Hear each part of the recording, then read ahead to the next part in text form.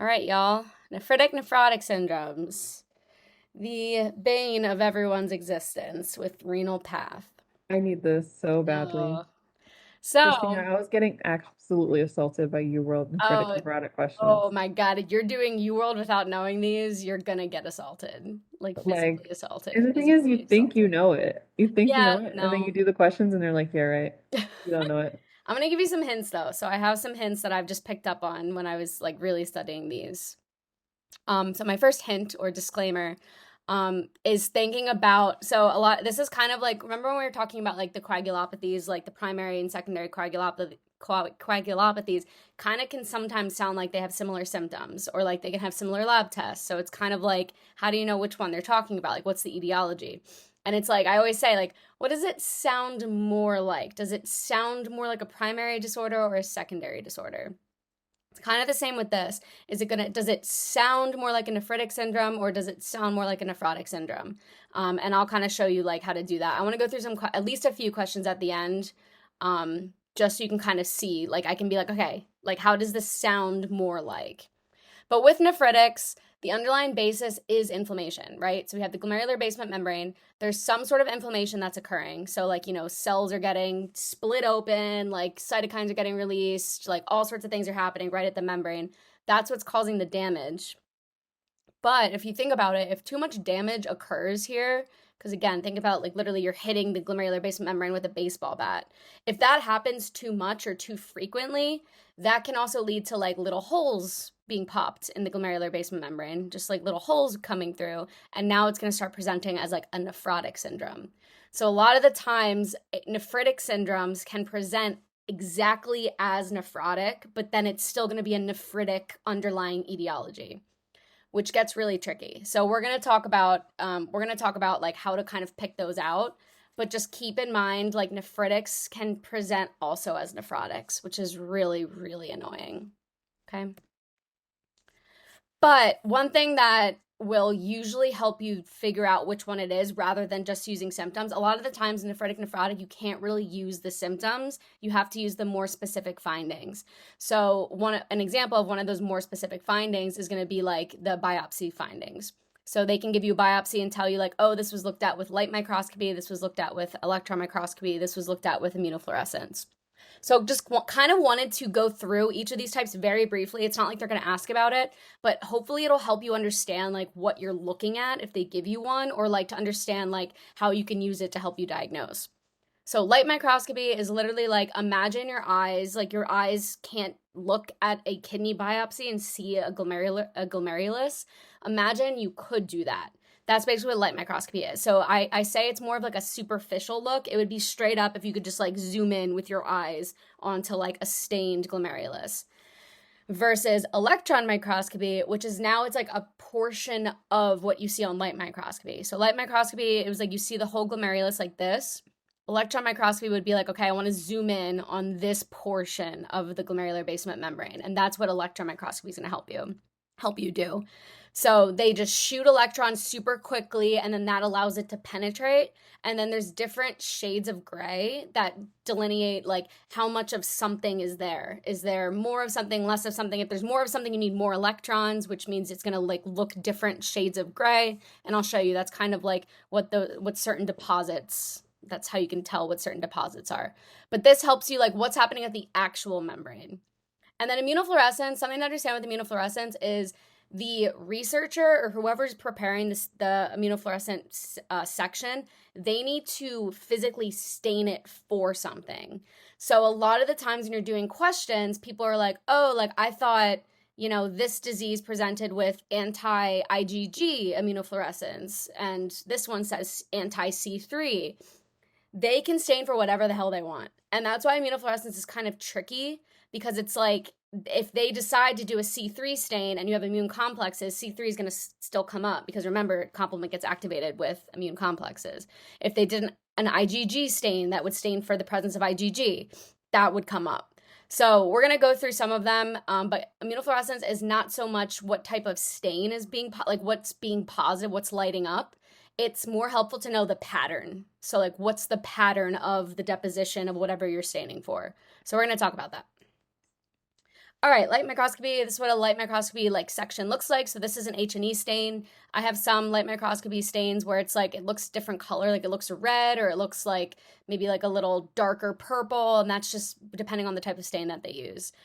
So H&E, usually it's going to be an H&E. The other common one is called PAS. So that was also from Hemonc. Remember, you can stain the glycogen and red blood cells stain positive with PAS stains, but a lot of them it's H&E, and this is your pink and your purple. So this is your glomerulus. Here is the glomerular basement membrane in a circle, and then this is all the capillaries. So all these little things, these are the capillaries, and then the purple things are just like, like mesangial cells, just other like immune cells, like just any other thing that could be within the glomerulus. Okay, and then surrounding the glomerulus are these epithelial cells. So these are epithelial cells here, and then the mesangial cells are, like I said, in between. Okay. So electron microscopy is basically, like I said, you take a portion of the glomerulus. Now I want to zoom in on that membrane. So like imagine we zoomed in on this membrane here. Here's your glomerular basement membrane right here in this section right here. And you can see, like, normally what it looks like is you should see these little tentacles coming off of it. These are the podocyte foot processes. So I have a better picture of this showing it to you. But what I want you to see as well with this is you can see epithelial cells, how close epithelial cells are to the basement membrane, and then endothelial cells. So endothelial cells line the glomerulus, like within the glomerular basement membrane, and the epithelial cells are on the outside of the glomerular basement membrane. And I bring it up because it becomes important with understanding subendothelial or subepithelial deposits, which we'll talk about eventually. Here's another picture. Again, there's various ways that the normal glomerulus can look, but basically you want to see some endothelial cells. This one's a little more zoomed in, so you can't really see epithelial cells, but they would be like out here somewhere. And then you'd want to see like these little finger-looking tentacles coming off of the glomerular basement membrane. Here's a podocyte. So podocyte, remember, those are kind of like the support cells. They look like little octopuses. So here's your podocyte. And literally what's making these foot processes is imagine a giant podocyte like grabbing the glomerular basement membrane. Like it's grabbing it like this. And then when you do an electron microscopy stain, all you're pretty much seeing is this. So you're seeing the membrane and then you're seeing the little tentacles from the rest of, the podocyte, which would be like up here. So like it's literally grabbing it. So when we talk about some nephrotic a lot of the nephrotic syndromes present with like the podocytes get messed up, and that's what's allowing for the holes to come through the membrane. Okay, but that's what it looks like. This is what a normal glomerular basement membrane should look like with the little podocytes. Okay, humps. So this is where the path comes in. And this is like when we're going to talk about each one individually. But a lot of the times you can usually only differentiate between a few of the nephritic and nephrotic syndromes based on the location of these humps.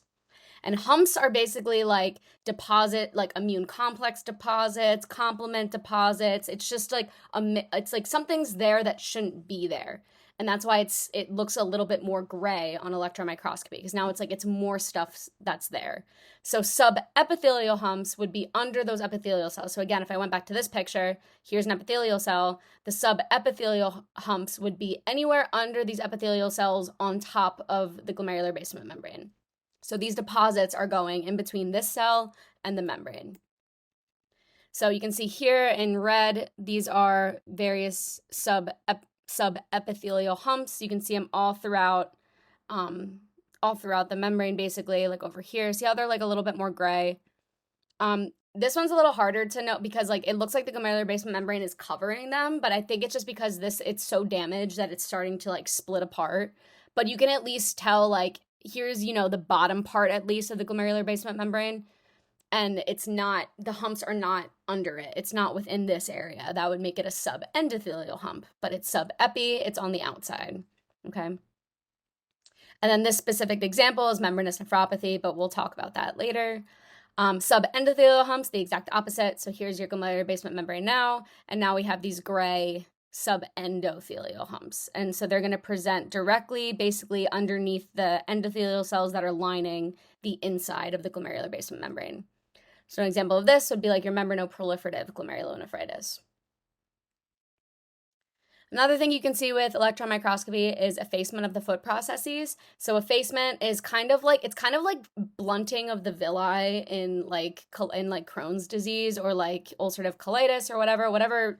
No, what celiac's the one. In celiac, you have blunting of the villi in the small intestine.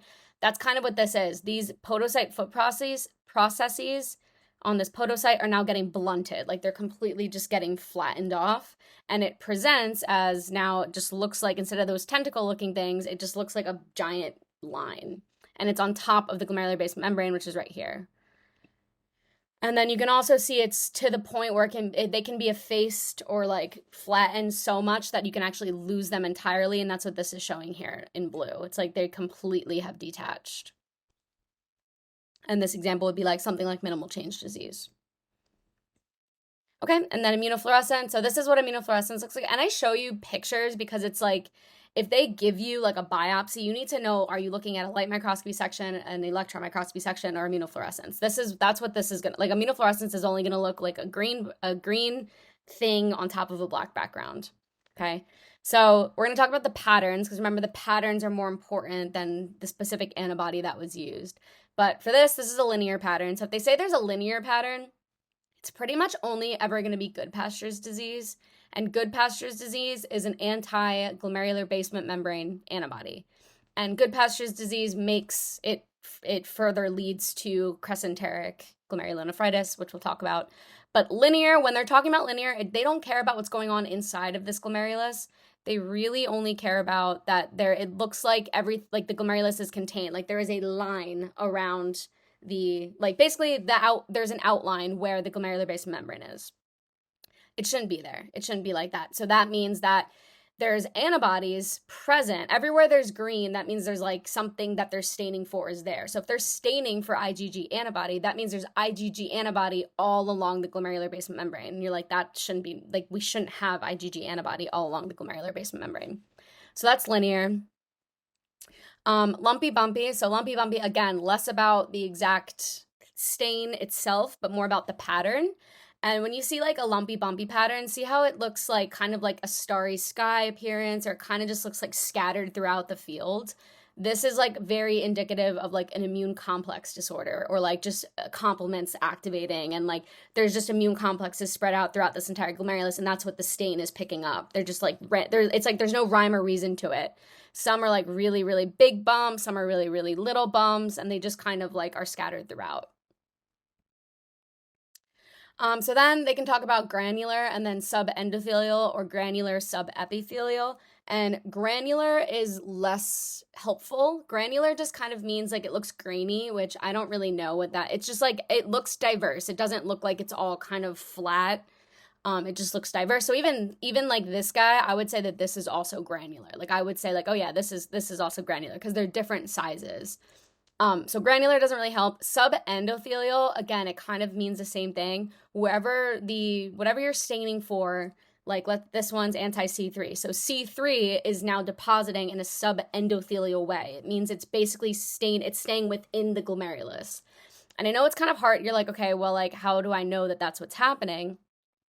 See how it kind of looks like two-dimensional, like it looks kind of flat, versus a subepithelial pattern, which it kind of looks like it's coming out of the glomerulus. Like it literally looks like it's like it's more three-dimensional. It looks like it's popping out. And hopefully that makes sense, because now it's like on the outside of the glomerulus. It's underneath those epithelial cells. So it still looks granular, it's still grainy in different sizes, but now it's on the outside of the glomerular basement membrane, so it's going to look more like raised, versus your subendothelial, which looks more flattened. And again, you're never going to be given like an IF pattern and be like, what is this? Like they're never going to do that to you. It just kind of helps supplement like the vignette and like all the lab values and stuff like that. Okay. And then the other thing that they can say is that there's mesangial deposits. And mesangial deposits is exactly how it sounds. Whatever you're staining for is now depositing in the mesangial cells. So everywhere where there's not capillaries. So usually when things deposit, they actually deposit like this, like this subendothelial pattern. You can see these like little loops that form they kind of look like the normal loops on like on light microscopy. They kind of look like loops, and you're like, okay, those are the capillaries. Like those are basically where the capillaries are. That's normal. With something like a mesangial deposit, it's not, it looks more like just kind of like you're like taking a marker and just coloring in rather than making like these little loops, because it's staining everywhere where there aren't capillaries. So all the other capillaries are pretty much everywhere where there's not staining, and those would be where all like the loops are, that when you draw a glomerulus, you usually draw like those random loops because that's what the capillaries are. So it's everything that's not capillary. And usually the mesangial deposits, this is for IgA nephropathy, so that's pretty much only going to be an anti-IgA. All right. So now the nephritic syndromes. So like I said, with nephritic syndromes, think blood and inflammation. That's what's ultimately causing, that is what is the etiology of all of these nephritic syndromes. Again, they can present as nephrotic. They can. But that it's like the difference between these nephritics that are presenting as nephrotics and true nephrotic syndromes is the underlying cause. All nephritic syndromes, by definition, they end in itic, right? Itis. Remember, itis means inflammation. They all end in itis. And I want you guys to realize all the nephritic syndromes, like the true nephritic syndromes, end in glomerulonephritis, or there's some sort of glomerulonephritis involved with it. Versus the nephrotics, none of the nephrotics have glomerulonephritis in the name. It's like glomerulosclerosis, nephropathy, something like that. Again, it's because the etiology is not inflammation for your nephrotics. But for nephritics, inflammation. So again, inflammation is attacking the glomerular basement membrane, and that's what's causing all of these issues. So here's kind of like a little baby cartoon on just like the main features of a nephritic syndrome. But like I said, and like I always say, it's really hard to kind of just go off of symptoms with a nephritic syndrome alone. But etiology-wise, inflammation, cytokines get released, causes damage to the glomerular basement membrane. And now since there's damage to the membrane, that's going to now affect what's getting through, what's going to be present in the urine, how the patient's presenting. So main features, if I had to summarize it, inflammation, this is your underlying cause. That can cause hypertension. We'll talk about that. That can cause hematuria. So a lot of the times we'll say like, oh, Coca-Cola colored urine, or like tea colored urine, just like something that represents like there's blood there. Oliguria, we'll talk about why. And then they just have like Burger King, because IgA nephropathy, aka Burger's disease, that's the most common cause of nephritic syndromes. Okay, so physio. So the physio, here's kind of like how we tie it into like why do you have hypertension in a nephritic syndrome? So again, like I said, inflammation is the basis. This is what's causing the nephritic syndrome in general. So the first thing that's going to happen is you're injuring the capillary wall. That makes sense. You don't really need help explaining that. Like just cells are angry, they're damaging the glomerular basement membrane. Since you're damaging the wall, again, imagine taking a baseball bat to the glomerular basement membrane. It's going to start bleeding. So you see hematuria. The more physio part of this process is because now we have like damage to the wall. Obviously, like the kidneys and the heart go hand in hand. That's why cardio-renal usually is together. So now we're going to see all sorts of hemodynamic changes happening. The first thing that's going to happen is basically the body thinks that it's not getting enough blood. Like the kidneys are like, oh, like I'm not getting they're not getting enough cardiac output from the heart. They're not getting enough blood. So the first thing that they do is they activate RAS. So they activate RAS. They're like, oh my God, like I need to activate RAS. My GFR went down. So now like the patient has oliguria because GFR went down. So now if GFR went down, they're not going to be peeing as much. Obviously, the body's trying to hold on to whatever it can because it's bleeding. And then that's going to trigger renin to be released, and then aldosterone, angiotensin too. Christina. Yes. Oh my God. What? We're already at aha moments in here. Because Pathoma doesn't talk about this. No. Pathoma, you know how much I love Pathoma. He does a really bad job with the nephritics and the nephrotics, I think personally. He explains them, but I think he doesn't explain it like how you're answering questions on like board style questions. Yeah, because here I am, right? He only talked about edema with nephrotic syndrome because of albumin. He did not say anything about this. And this is why, too, when you're answering questions, people sometimes get confused because they see, like, patient comes in for swelling, and you're like, oh, it's a nephrotic syndrome. It's not. It's a nephritic. Oh my God, I'm so excited for you. I feel like you're going to be like, wow, I love nephritic and nephrotic now. Because I feel like you just need to, like, be like, oh my God, duh, it's all physio. You're like, wow. But yeah, so because renin, aldosterone, angiotensin 2 gets released, all those stuff happens. You get hypertension, you get edema because now you're holding on to water. The kidneys think that you're bleeding out on the side of the road somewhere, and it wants to save as much water as possible. So, clinical presentation, first thing I even put on here, because it's everyone always kind of skips over it, you still can see proteinuria.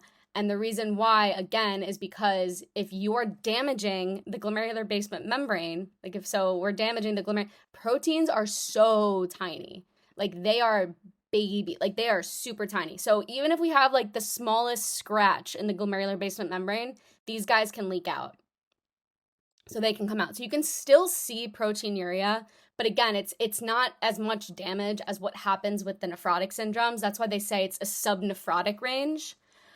So even with this proteinuria, other things that you would typically associate with a nephrotic syndrome, like peripheral edema, periorbital edema, proteinuria in general, like all of this edema can still be associated with nephritic syndromes. You see the hematuria because again, imagine taking a baseball bat to the glomerular basement membrane. It's gonna start bleeding. So a lot of the times, hematuria, red blood cell casts present in the urine is like a defining feature. Again, blood and inflammation. That's kind of what you're thinking with nephritics. GFR goes down because again, there's damage. The kidney kind of freaks out. So you have oliguria and azotemia, and then of course the RAS system kicks in. So you're going to see renin release, salt retention, and hypertension. So these are the ones to know. Again, want to point out they were gonna end the ones that have like glomerulonephritis, they end in itis, and it's basically just trying to tell you like this is a nephritic syndrome. Inflammation is the underlying cause of what's going on. Okay, so the first one's post-strep glomerulonephritis or PSGN. So PSGN, this cause basically, and we talked about this like very briefly in immuno. But it's basically your body's making antibodies against a strep antigen, and it's group A strep pyogenes. These antigen antibody complexes then go and deposit in your kidney. So they deposit there. So since we have circulating immune complexes that are depositing, this is your type 3 hypersensitivity. So this is a classic type 3. Complement gets activated, so then complement can now bind to these antigen antibody complexes, so you can get complement-mediated damage as well. But if you were to test complement levels, it would go down because it's being consumed. So don't forget about that little fun fact about zymogen pathways. You're using a pathway, it gets consumed, and then the levels go down. This is usually in children between the ages of 3 and 12. Ever since Dr. Scally put a question saying that a 21-year-old patient could have SCID on one of our exams, I say that nothing is impossible in PBL exams. So you can see post-strep glomerulonephritis in adults, sure, but usually it's in children. But I wouldn't rule it out if you have, like, again, a 20-year-old that's presenting with this. It might just be a Scallyism. But usually children. And again, the onset's always going to be 2 to 4 weeks after. So if, like, let's say you had strep throat a day ago and now it's like, oh, like I'm starting to have kidney problems. It can't be post-strep glomerulonephritis. Again, goes back to immuno. You need time to make these antibodies. Like, you need that time. The lowest amount of time I've seen with a post-strep question is 1 week. So even 1 week, like with this question, it was enough time in the question writer's mind to make an antibody. So usually it's anywhere from 1, I put 2 to 4 because that's what usually it is, but I have seen questions with 1 week. And another thing to note is it's always a strep throat or a strep skin infection. So like strep throat, like your tonsillitis, your classic strep throat, skin infection, it could be any type of skin infection that you get from strep.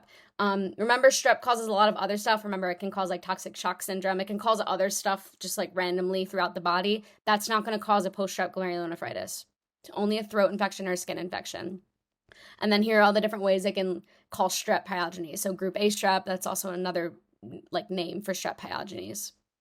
And then you need to know these titers because this will kind of give it away in a question prompt that patient tested positive for like anti-streptolysin O antibodies or anti-DNase B antibodies. And ASO is typically more common to the throat, anti-DNase B is more common to the skin, but I think just being able to recognize both of these is enough to help you figure out what's going on.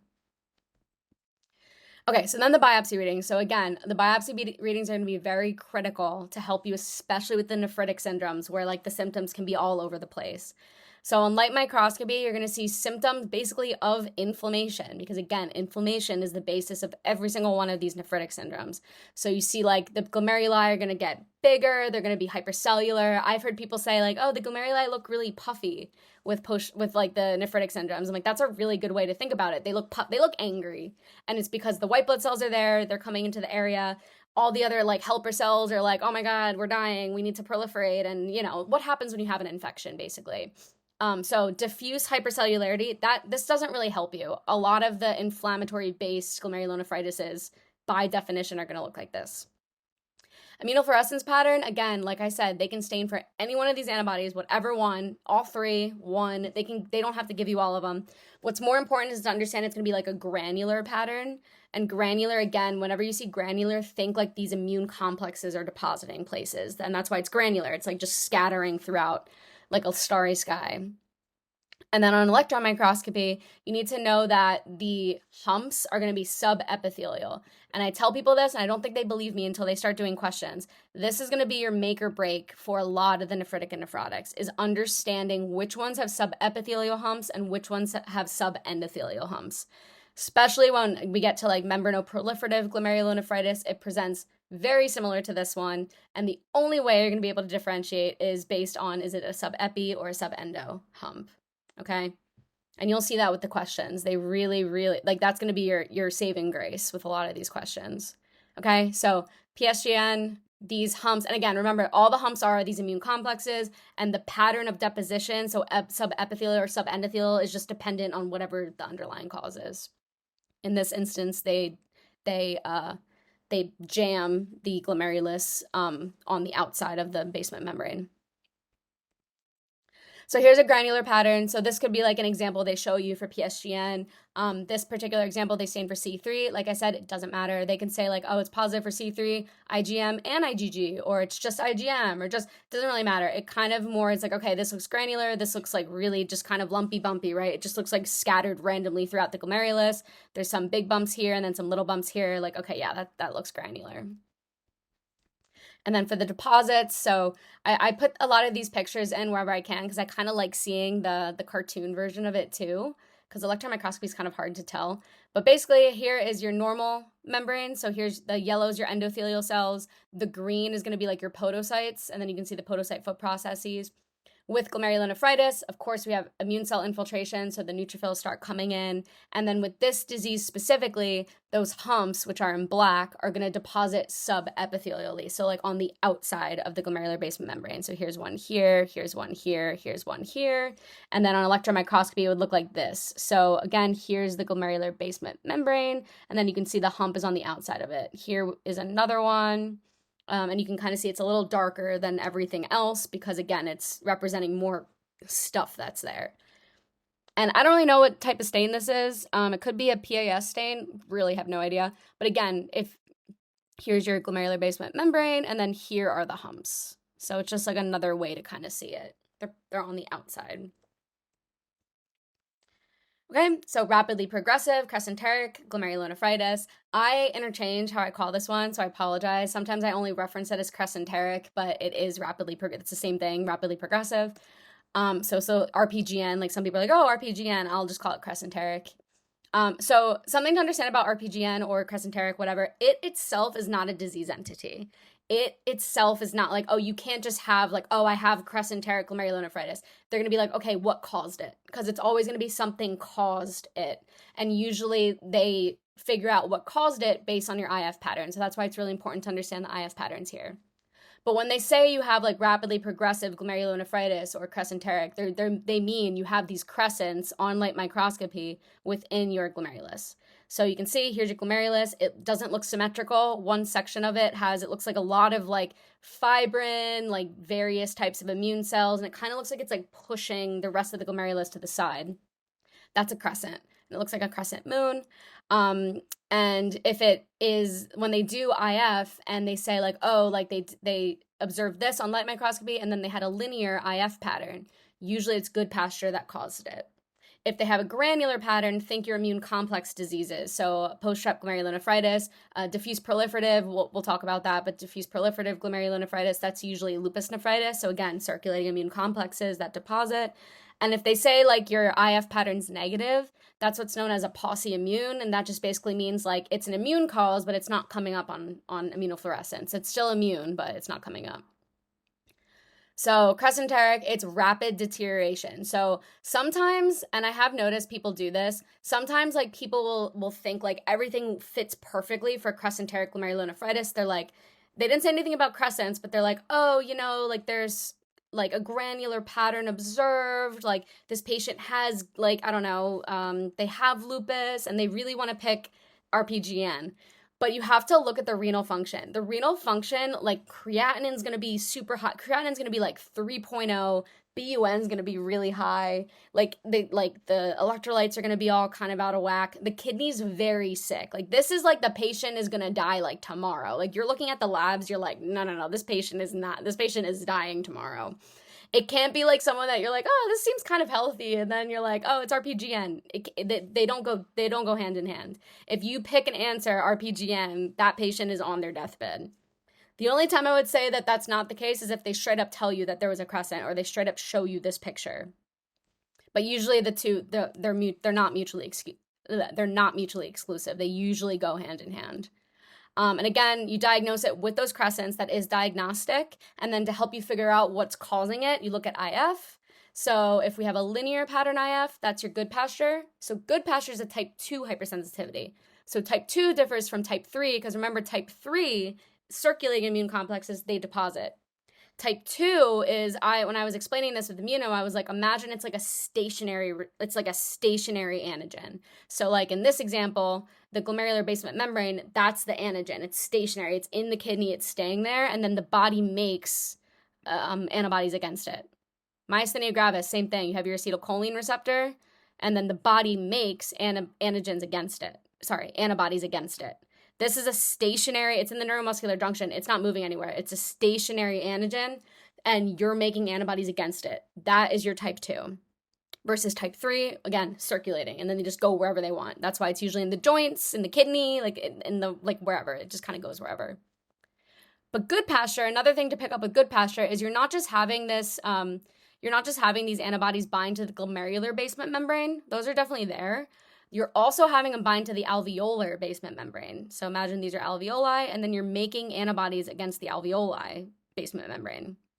So you can imagine the symptoms are, you're going to see symptoms of basically a nephritic syndrome. So hematuria is usually, like you always see that with a nephritic syndrome, usually. And then hemoptysis, because again, you're damaging the alveoli itself by making these antibodies. And then they do a kidney biopsy. It's a linear pattern. And they'll tell you, a lot of the times they'll tell you like, oh, it's an anti-glomerular basement membrane antibody that was used. So next are going to be your pauci-immune guys. So there's 3 different ones that could cause it. So you could have Churg-Strauss, microscopic polyangiitis, and Wegener's. So back from the vasculitis, when I was like, oh, like this causes a glomerulonephritis. Here you go. This is the glomerulonephritis that it causes. So the 3 main ones that do this is Churg-Strauss. So that's your eosinophilic granulomatosis with polyangiitis. So kind of using the method, granulomatosis, there's going to be granulomas. There's going to be granulomas present. And then eosinophilic, there's going to be eosinophils. Usually this is like your asthma-associated one. And then a lot of the times we'll give you like an ANCA reading. If ANCA is associated, all 3 of these have an ANCA associated with it. So it's good. It can help you narrow it down. So Churg-Strauss is P-ANCA. You can also have microscopic polyangiitis that causes it. It's basically the opposite of Churg-Strauss. So it's besides the P-ANCA. So P-ANCA is the same, but now it's like there's no granulomas present. And then Wegener's or Weckner's, this is your C disease, so that's going to cause your C symptoms. And then in the kidneys, that's your glomerulonephritis one. This one is a C-ANCA, and this tells you in the name, granulomatosis, you're going to see granulomas. But all of these are pauci-immune, meaning that they still are immune causes, but they're not going to pop up on immunofluorescence. And then the last ones are going to be your granular pattern. So if you have a granular pattern, again, think immune complex diseases. And the main 2 that do this is lupus nephritis. So when you have true lupus nephritis, lupus causes a lot of the different nephritics and nephrotics, but true lupus nephritis is a diffuse proliferative glomerulonephritis. So that's kind of the one that they're referencing here. And then post-strep glomerulonephritis, that can also cause this. It's a lot of the time, though, if you don't treat it. Like if you don't treat the lupus, you don't treat the strep, it can progress to this level. Look at the symptoms to figure out which one it is. And then again, you're going to see that granular pattern. They can use whatever antibody they kind of want. Okay, so on light microscopy, we already talked about crescents. So what's in the crescents? The crescents are made up of fibrin, and that's why it kind of like, it looks like it's pushing the rest of the glomerulus to the side because it's just fibrin grossness. Plasma proteins, proliferating cells, lymphocytes, monocytes, whatever. Just think of an immune reaction, just all the cells, that like an inflammatory reaction, just all the cells are there. And then IF's going to look like the last cause. Here's another picture of a crescent, so you can kind of see on light microscopy the entire glomerulus, and it's not symmetrical. And then you look at this fibrin deposit, and it's in the shape of a crescent. You're like, okay, yep, that is rapidly progressive. And then they're going to give you an IF. They're going to give you an IF finding. This one, they're saying like, oh, they use IgG, and now it's a linear pattern. So you're like, okay, we have a crescent, and we have a linear pattern. This is probably RPGN caused by Goodpasture's disease. Okay. Next, diffuse proliferative glomerulonephritis, so DPGN. This is, again, your true lupus nephritis. And sometimes people get confused because, again, lupus causes so many different types of glomerulonephritises and actually nephrotic syndromes as well. Lupus can just cause a lot of stuff. But true lupus nephritis is this one, is diffuse proliferative. So the cause for this is straight up again, this is just lupus nephritis. So it's when you can imagine those circulating immunocomplexes go to the kidney, deposit in the glomerular basement membrane. That is your lupus nephritis. So what you're going to see on light microscopy, they call it wire looping or capillary looping. It's like a very, I actually have a picture to show you, but remember those capillary loops I showed you in the beginning, how they should look nice and like circular on light microscopy? They look real thick. And it's usually seen with any time lupus causes anything. So we'll talk about it with the other causes, like the other nephritics and nephrotics that lupus causes. But anytime you see like wire looping or capillary looping, it's usually they're trying to get at lupus. Okay. I think like membranous nephropathy, also they classically say there's wire looping or capillary looping, but I think I have that on the slide, but that's a nephrotic syndrome. So again, it's anytime lupus is causing something, you can see these thickened capillary loops. And the way people remember that is like, okay, lupus, like you see thick capillary loops, just think lupus immediately. Immunofluorescence, again, doesn't really help you. Lupus, lots of circulating anticoagulants, lots of circulating immune complexes. They're going to deposit. So if you use a C3 stain, it's going to bind to them. So it's going to look very granular. Okay, here's the next time that you need to know where the humps are depositing. So if I zoom in on the membrane, where are those immune complexes depositing? They're depositing underneath the glomerular basement membrane. So they have subendothelial humps. So DPGN has subendothelial humps. Those immune complexes deposit underneath the endothelial cells underneath the glomerular basement membrane. And then here's kind of a picture of just everything for this one. So here's a wire loop. Again, you see it on light microscopy. Again, instead of actually this is like a normal size loop.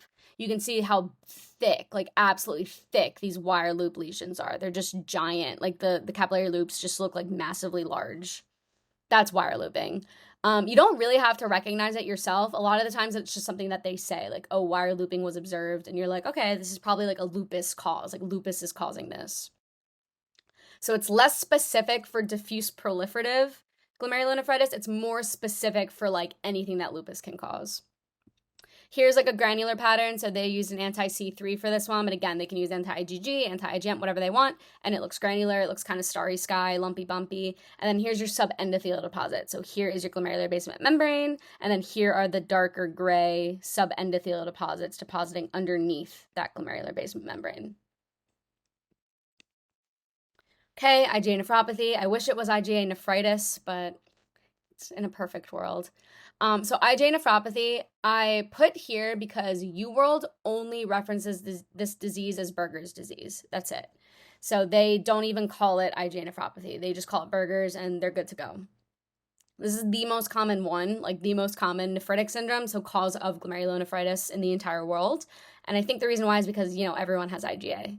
Like every single person has IgA. So every single person has the ability to develop this.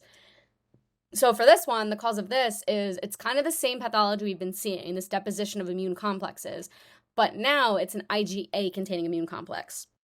So it's really weird because a lot of the times type 3 hypersensitivities are IgG immune complexes, but now it's basically like a type 3 with IgA. Really weird. They have to tell you, though, that they use an anti-IgA stain. This is always going to be an adult. And I say always here instead of like sometimes, because if it's in a child, that's your Henon Schleining whatever the heck, your HSP. So that's why this is always going to be an adult. HSP is basically IgA nephropathy in a child, and that's when it's presenting with like extra renal symptoms as well, like the palpable purpura and stuff like that. But if it's in a child, it's HSP, and if it's in an adult, it's going to be IgA nephropathy. This is always going to be following a respiratory or a GI tract infection. That's it. Like that. Again, and I want to mention too, like sometimes they'll try and trick you and they'll make it sound very similar to post-strep glomerulonephritis. Like they'll make it sound like this is going to be post-strep glomerulonephritis. And then they tell you like, oh, this patient had a respiratory tract infection. Respiratory is not the same as the tonsillitis that you see with post-strep glomerulonephritis. Respiratory is like, I had pneumonia, I had a cough. That's a respiratory tract infection. So that's another thing people tend to get confused on. Respiratory is not the same as what strep throat is. And then the last thing is going to be episodic hematuria. And it's only ever going to be after a respiratory tract infection or a GI tract infection. So the only time these patients are recognizing blood in their urine is after they were done being sick. And that's the only time they see it. So it happens episodically. And they put plus or minus palpable purpura. Palpable purpura, again, more so is going to be an HSP for like children. Usually with IgA nephropathy, it's only, again, it's in the name, nephropathy. It's really only going to be the kidneys affected. But I have seen questions where they put that there's palpable purpura. And it's just those IgA complexes are depositing in the skin. But it's going to be way less than in kids. Kids get covered with this, with the palpable purpura. So light microscopy, you see mesangial cell proliferation, hypercellularity. I put a baby buzzword B, so TBT to immuno. So I put it's a very tiny buzzword B. And the reason why is because you can see mesangial proliferation for like anything. Like they can say like, oh yeah, mesangial proliferation was observed. You can read and like in vignettes and they'll say that. And it doesn't automatically mean it's IgA nephropathy. It's just I've tend to noticed when when the question specifies mesangial proliferation or like they specify it, that's when I'm like, okay, this might be IgA nephropathy. So it's just, again, and the reason why is because the IgA immune complexes deposit in the mesangium. So that's why they tend to mention mesangial proliferation more so for IgA nephropathy. But just keep in mind, mesangial proliferation, hypercellularity, it can be in any of them. Because again, that's just what happens with inflammation. The mesangium does get hypercellular, but when they go out of their way to say it, or when they're describing biopsy findings, and one of the biopsy findings is mesangial proliferation, I'm like, okay, since this could be any glomerulonephritis, they're probably trying to get at IgA nephropathy with this biopsy finding. Okay, and then if you do immunofluorescence, they have to tell you they stain for IgA. It's going to be only in the mesangium. It's not going to be it's not going to be within the capillaries. It can be on the capillaries, but it's not going to be within them. And then the mesangial deposits.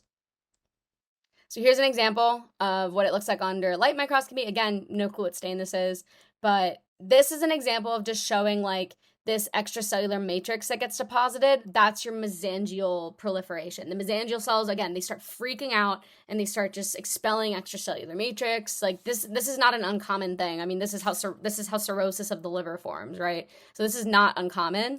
It's just this tends to happen more so again with IgA nephropathy. But it can be a diffuse pattern. So this is showing a very diffuse mesangial like hyperproliferation. This is showing more of a focal pattern of mesangial proliferation. So like the only place you see the ECM deposition is like in a very small portion of the glomerulus, which is fine. Either one is going to be your IgA nephropathy. Here is your immunofluorescence. They would tell you it's an anti-IgA stain, and you can see it kind of looks inverted, like everywhere where there aren't loops, like there aren't nice little loops like this that are highlighted. It's because they're outside of those capillary loops. Alport, I just put a quick thing on Alport because it can come up. It can come up in like a few blocks, and there's two that's kind of, well, not two, but this is kind of relevant for this block, so I wanted to mention it. But with Alport syndrome, it's kind of similar to Good Pasture. Good Pasture, there's like a weird type 4 collagen that you're making antibodies against. Alport syndrome, it's the type 4 collagen is completely defective, and it causes this like thickening and thinning back and forth of the glomerular basement membrane. I have a picture to show you what that looks like.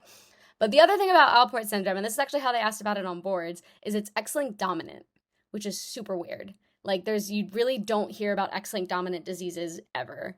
X-linked dominant, in theory, men and women should get this equally, but they tend to see that men report it more, and they just think it's because women still have that second X chromosome, so it's probably masking it. But it's like a weird fact that like men still report that they have this more than women, even though it's X-linked dominant. So anyone with an X chromosome should have it.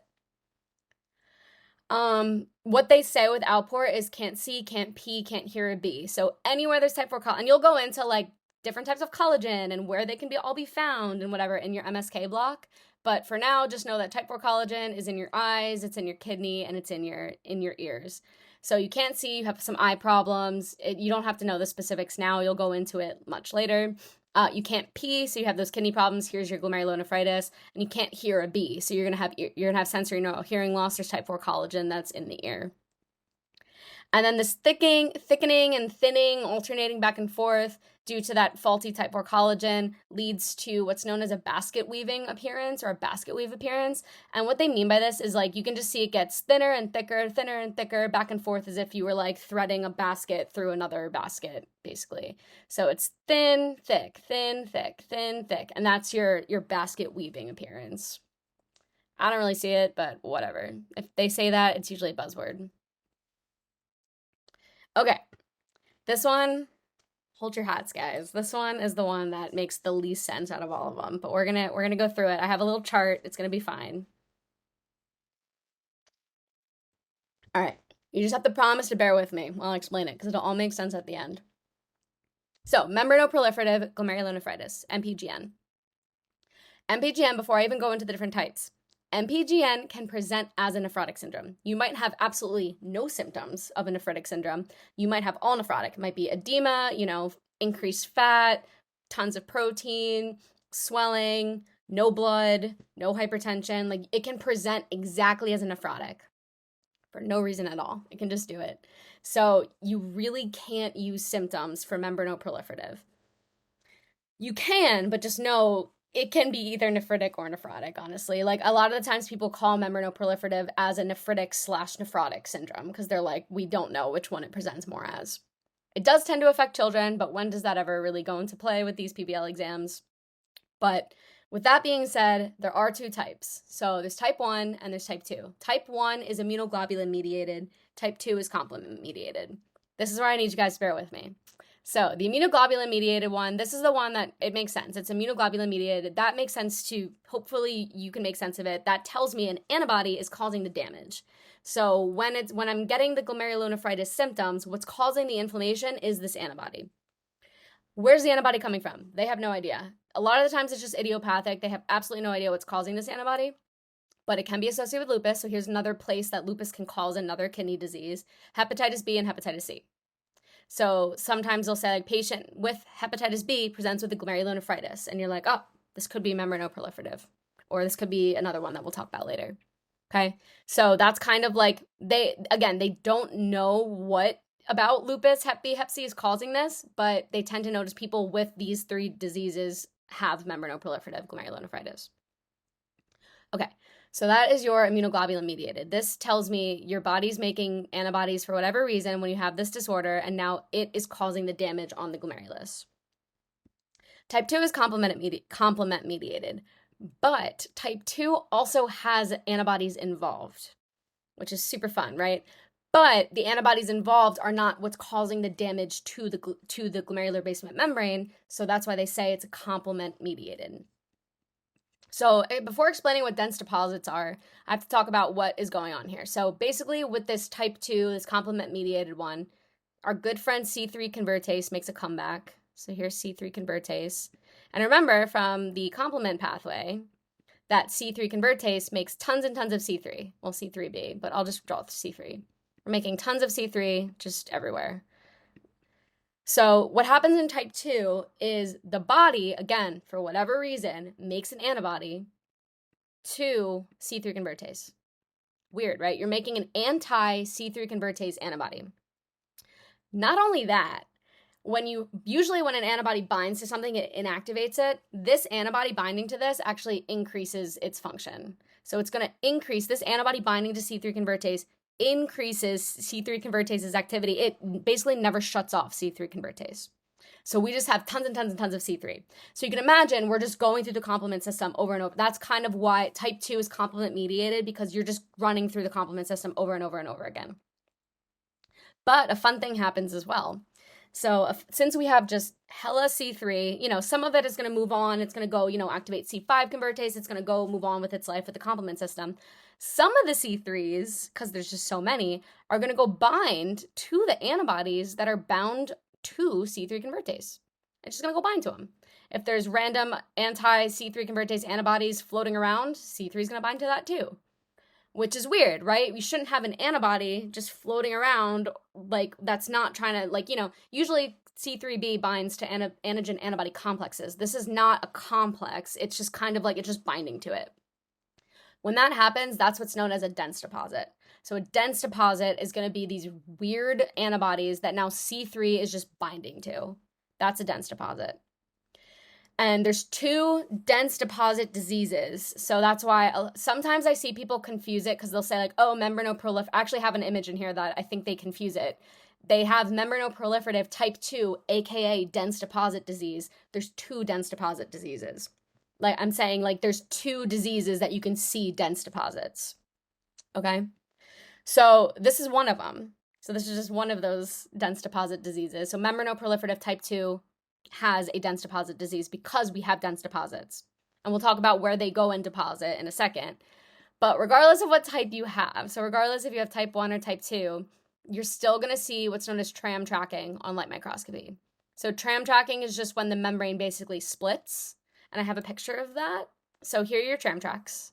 So it just means the membrane straight up splits. So on this image here, you can see here is an example of the membrane that is being split. So you can see it looks like instead of having perfect circles like this, we have it almost looks like 2 circles. Right there. And then you can kind of see it over here too. And then if I zoom in, you can see it a little bit better here. So I know my outline's going to be outside the lines because it's so thin. This is another one of those examples where they'll never just show this to you and be what is this? They're going to just tell you on biopsy, there's splitting of the glomerular basement membrane, there's tram tracking, there's whatever, okay? So, more on these different types. So, with type 1, so if we continue with our type 1, so remember type 1, Hep B, Hep C, lupus, you're making these complexes, and then they're going to go deposit within the kidney, and that's causing splitting, okay? That's type 1. So keep going with that. Where are these antibodies depositing? Where are these guys depositing? They're depositing subendothelially. So here's another example of this. So when they get to the kidney, they deposit underneath the glomerular basement membrane. This is one of those ones where it's you can have positivity for anything and everything. So this is the best example of it. So you can be positive for IF, you can be positive for IgG, plus or minus C3, plus or minus C1q, complement proteins, IgM, IgG, whatever you want can be positive with this disease. Because again, it's just a weird thing. Your body's making rogue antibodies that it should be making, and then all sorts of stuff can happen. These guys start basically depositing within. They deposit subendothelially, but since it's an immune complex, quote unquote, you're going to see a granular appearance. Type 2, so if we go back to type 2, this is your complement mediated one. So this is the weird one with the weird weird antibody. This weird IgG antibody deposits on C3 convertase, and then C3 binds to that antibody. Really weird. Those are your dense deposits. Where do those guys deposit? These guys deposit intramembranously. So intramembranous deposits mean literally within the glomerular basement membrane, they deposit. For type 2, that's what's causing the splitting. Is they deposit within the glomerular basement membrane, and they basically just rip it apart. So like one half goes this way, one half goes that way. That is your tram tracking. And I have a picture. You can see like dense deposits are like they're thick. Like they're very, very thick. And all they are is that weird antibody with that C3 attached to it. And then on immunofluorescence, here's the weird thing though, they don't have a stain for this weird anti-C3 convertase IgG antibody. They don't. So they're like, all right, whatever, we'll just stain for C3 because we're still getting C3. Like we're getting C3 binding to that weird antibody. So wherever that weird antibody is, C3 is going to be there. So they usually say with type 2 MPGN, you only see IF positivity with C3.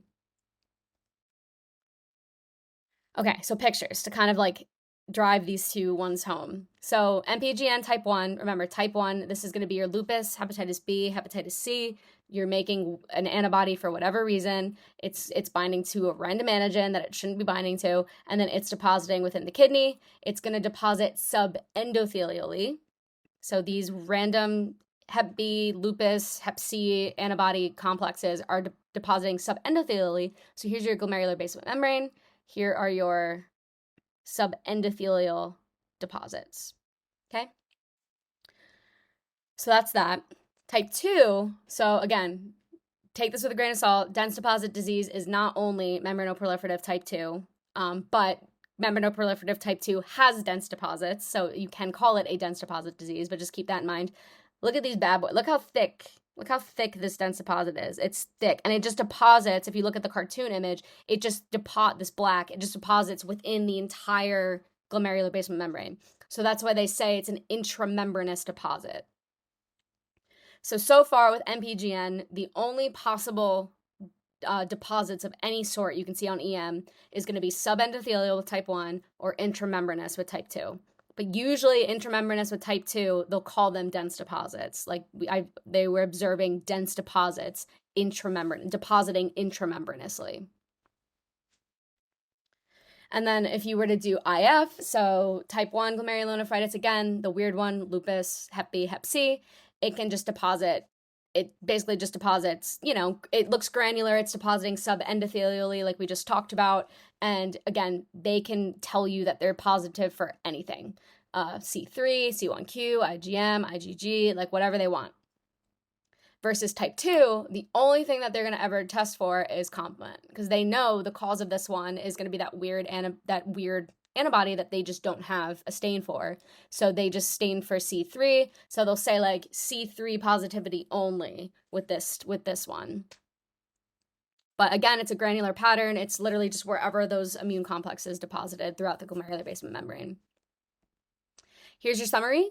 So here's your biopsy summary. So MPGN type 1, MPGN type 2. I also do want to mention you don't usually have to differentiate between type 1 and type 2. I'm just trying to give you guys like the different ways that MPGN can pop up in a vignette.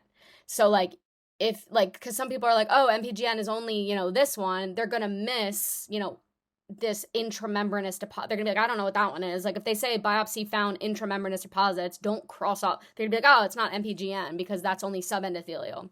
So you usually don't have to differentiate between these two, but it's more so just realizing like you can see either one of these in a vignette for MPGN. So again, both of them you're going to see splitting. That's like the feature, that's like the diagnostic feature of MPGN is that tram tracking. And then they'll go a step further and say, okay, MPGN type 1, those immune complex deposits subendothelially. Type 2, those dense deposits deposit intramembranously. And then if you do IF, everything is in 1 and then only C3 is in 2. And we'll tie that back into like membranous nephropathy. Membranous nephropathy is very similar to MPGN. And usually the only way you can differentiate between the two is with where the deposits are depositing, basically. Okay, nephrotic. So those were the nephritics. And nephrotics, I personally think are easier, just because I think that they're easier to tell on vignettes. Like I'm like, oh yeah, this is a nephrotic. Like this is definitely nephrotic. So with nephritic, you think blood, you think inflammation. Nephrotic, just think proteins and fat. And with nephrotic syndromes, even like this like guy that drew this even said like think of an O, like the O in nephrotic as like a swollen person, like someone just swollen with so much water. He's just a big O. He's a big circle. So with nephrotic, what happens is basically like there's not really inflammation. Like there's really no inflammatory cause of nephrotic syndrome. The cause, like what's happening, is there's damage of those podocytes. The podocytes, which are supposed to be lining the glomerular basement membrane, making sure that nothing gets through that shouldn't get through. And it basically makes this really nice charge barrier. And now all of a sudden, you're taking them out. You're taking out the podocytes. You're like, bye. You take them out, and now we have no charge barrier. So it's almost as if you just poked holes in the glomerular basement membrane. That's literally what nephrotic syndrome is. You just poked holes.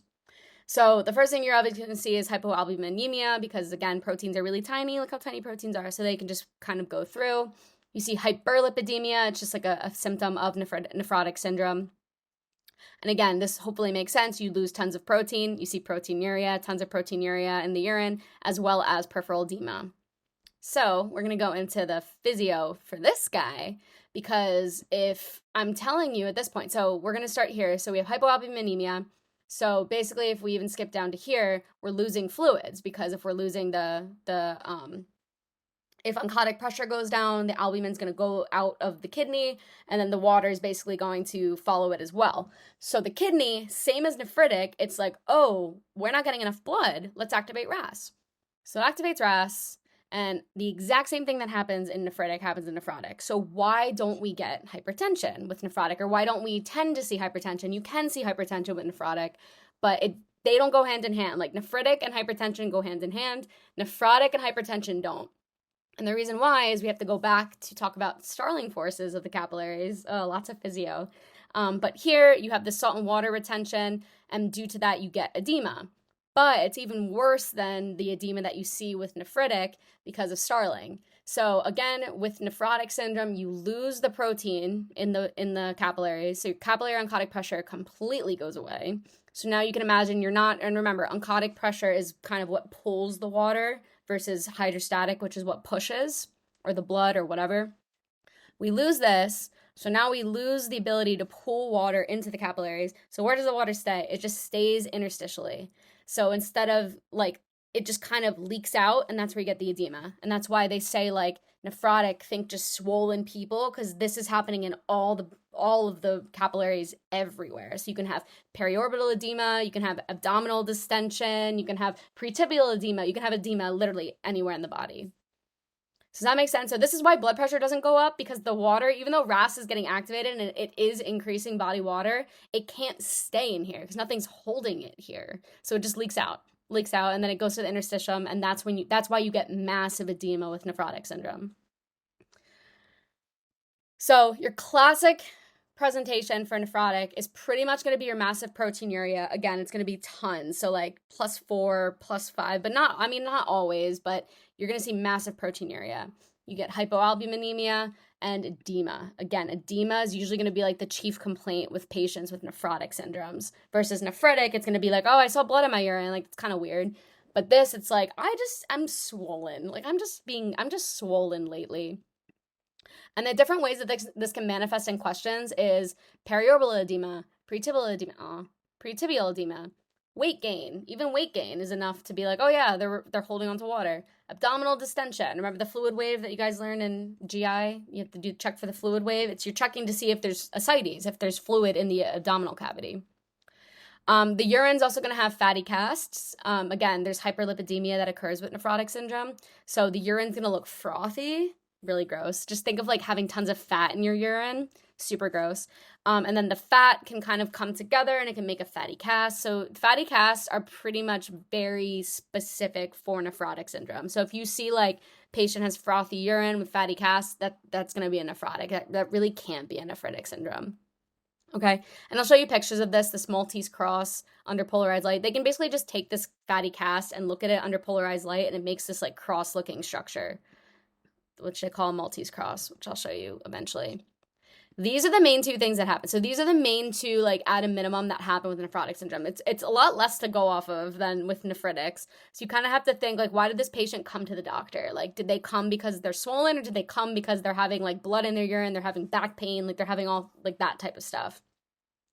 These are all the other stuff that you can see. because of what's happening with nephrotic syndrome. So remember, nephrotic, the main thing is you're losing protein. That is the main underlying cause. So you can see, just jumping down really quick, what happens if you lose some of the body's protein. So if you lose antithrombin 3, so tying it back to hem-onc, I'm losing antithrombin 3, a protein. This is antithrombin 3 is a natural circulating anticoagulant.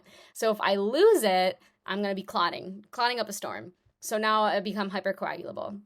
IgG, all of your antibodies, they're proteins. So you can have increased risk of infection. You can have increased risk of any of the things that all the antibodies cause. Because now we don't have them. So if we don't have IgG, we're going to have more infections. If we don't have IgA, we're going to have more respiratory tract infections, things like that. You can also lose vitamin D in the urine. Again, this is all why I say like this is like all plus or minus. It really depends on how bad the damage is, how big are these holes, like these holes in the glomerular basement membrane. You can just straight up lose vitamin D. It can just leave through the urine.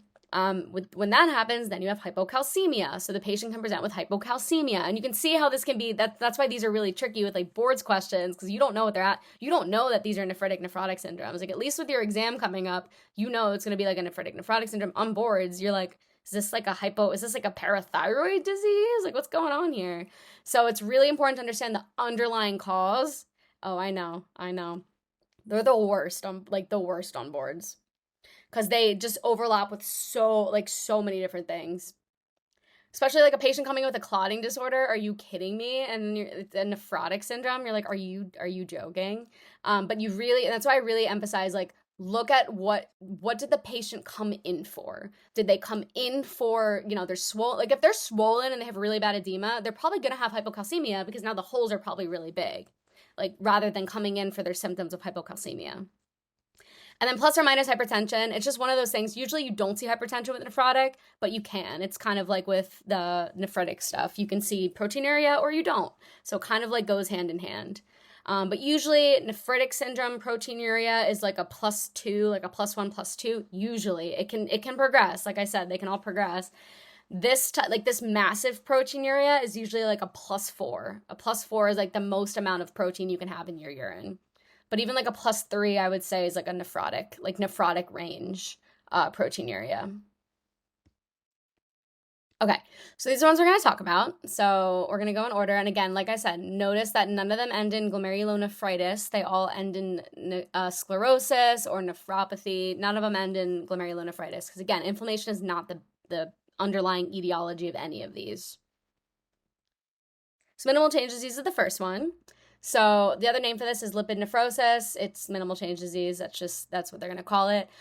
They have absolutely no. So another disclaimer I should have put in, the nephrotic syndromes since they can't blame it on the immune system because the immune system is not the underlying cause for once, they can't blame it. So they have no idea what's causing it. So they're like, let's just come up with this list of 4 eyes. Like they don't know. They have no idea. So what's funny about this list is they're like, oh yeah, nephrotic syndromes don't have immune basis of the disease. And then they tell you literally 3 of the 4 causes are all immune causes. So it's just, they have no idea what causes it. But with that being said, I want to say with infection, this is like what I mentioned earlier, they can try and throw you off and talk about a kid that had strep throat. And then if you stop reading, you're like, oh, post-strep glomerulonephritis. Let me go find that answer in the answers. It can be strep throat. It can cause minimal change disease. So just keep in mind, like, don't jump, like read the whole thing. Kind of go through, is this a nephrotic presentation? Is this a nephritic presentation? What makes sense with the patient's age, with what's going on, stuff like that. Okay, so I have seen that. That's like a big trick that they like to do because infection can cause minimal change disease. So they're like, oh, let's do post-strep. Let's try and confuse people. Lymphoma can also cause it. It doesn't, like I said, it doesn't really matter. This is not going to help you diagnose. What's going to help you diagnose is the findings on biopsy. Another thing, too, is we're going to talk about focal segmental glomerulosclerosis, FSGS. FSGS and minimal change disease present so similarly. One responds to steroids, one doesn't. And that's, again, the only way sometimes you're going to be able to differentiate between the two. Minimal change disease, very good response to steroids. So they'll say in the prompt, prednisone was administered and patient is doing good. Minimal change disease. Okay? And then again, this is like an only thing. This is patient population is only going to be children for minimal change disease. And that's why people get confused with the post-strep glomerulonephritis, because with PSGN, it's usually ages 3 to 12. That's usually the same patient population for minimal change disease. So here's your findings. So light microscopy, glomeruli look fabulous. Look how they look beautiful. There's no inflammation. They look great. Immunofluorescence is negative. You're like, wow, that makes sense. There's not an immune cause. Like, I wouldn't expect it to be positive, so that's good. Then you get to EM, and that's when you see that effacement of the podocyte foot processes. So that's, again, the podocyte foot processes get completely effaced, and again, that's why you get that impaired charge barrier, and that's why you get this nephrotic syndrome. But here's a common trick, and I'm telling you this now so that you guys don't get got later when you're doing the questions. Common trick, and they do it so often. They'll say that there's effacement of the podocyte foot processes observed on light microscopy. You can't see that on light microscopy. Light microscopy, everything looks hunky-dory. Everything looks great. You can only see the podocyte effacement on electron microscopy, okay? So just think twice before you're like, oh, it's minimal change disease. Here's this first word of letter C says effacement. I'm clicking it. Make sure they don't say effacement of foot processes seen on light microscopy, because you can't see that. And then, like I said, here's your effacement again. So here's your glomerular basement membrane. This is what the podocyte foot processes should look like. Here is it completely effaced. And again, this is an example of one that I could 100% see them just giving you like a picture. Not saying that they would do that. I'm just saying this is one that you should be able to recognize on your own. Just looking at an EM slide, be like, yeah, this should have tentacles coming off of it. FSG or FSGS, focal segmental glomerulosclerosis, very similar to minimal change disease. It's just the patient population is pretty different. So with FSGS, the classic patient is going to be an African American with HIV, an African American with abusing heroin, or an African American with sickle cell disease. Always, they will always give you an African American patient for FSGS. Sometimes they'll give you like, because again, it's very similar to minimal change disease. If they give you like a kid, it's going to be minimal change disease. If it's going to be someone older, it's going to be FSGS. The ones that I highlighted yellow, again, like I said with a lot of these nephrotic syndromes, they don't know what causes it. So a lot of them is idiopathic. They just kind of like guess. They're like, oh, we've seen increased incidence with these types of patients, so like that must cause it. The ones that I highlighted yellow are the ones that I've only ever seen questions on with like causes of FSGS. So like I said, an African American with heroin, that's abusing heroin, that has HIV or has sickle cell disease. Oh, I put heroin twice. Okay. They say like obesity can be a cause, which I just think is hilarious. Interferon treatment can cause it, congenital malformations. Like I said, they don't know they have absolutely no idea what causes this. HIV classically presents as like a collapsing FSG, and usually that's your usual findings of it, plus a collapse of the entire glomerulus. So I have a picture to show you what that looks like, and it's just more so to kind of recognize it, not to help you like be like, what is this random thing in this biopsy? And then, like I said, FSGS is very similar to minimal change disease, but no response to steroids. So they can make it seem like it's like, they can say like maybe like a 12-year-old patient. So you're like, oh, is this like a child or is this an adult? Like you're like, oh, like I don't know, like right off the bat. And then they'll tell you like, you know, light microscopy looked normal, effacement of podocyte foot processes. And you're like, oh, which one is it? But then they're like, no response to steroids, or like prednisone was administered and patient did not did not do well with that. That's like, okay, cool, that's FSGS. So more on it. So the light microscopy findings are not similar, not exactly like minimal change disease. It tells you in the name what's happening. So focal segmental sclerosis, basically. Focal is talking about how only a portion of the glomerulus might have this sclerosis. So remember with like IgA nephropathy, I said it can be diffuse or focal because it can be in a portion of it or the whole thing. With FSGS, every single time, like every patient with FSGS, only a portion of the affected glomeruli have that sclerosis and hyalinosis. And then segmental, meaning not every single glomeruli is affected, which they can just be like, they can say like, all right, out of the glomeruli observed on this biopsy slide, only a couple of them had this this focal sclerosis. That's normal. And it tells you that in the name. It's focal, it's both focal and it's segmental. It's not every single one, but when it is affecting one, it's only a portion of it. Okay. IF is often negative.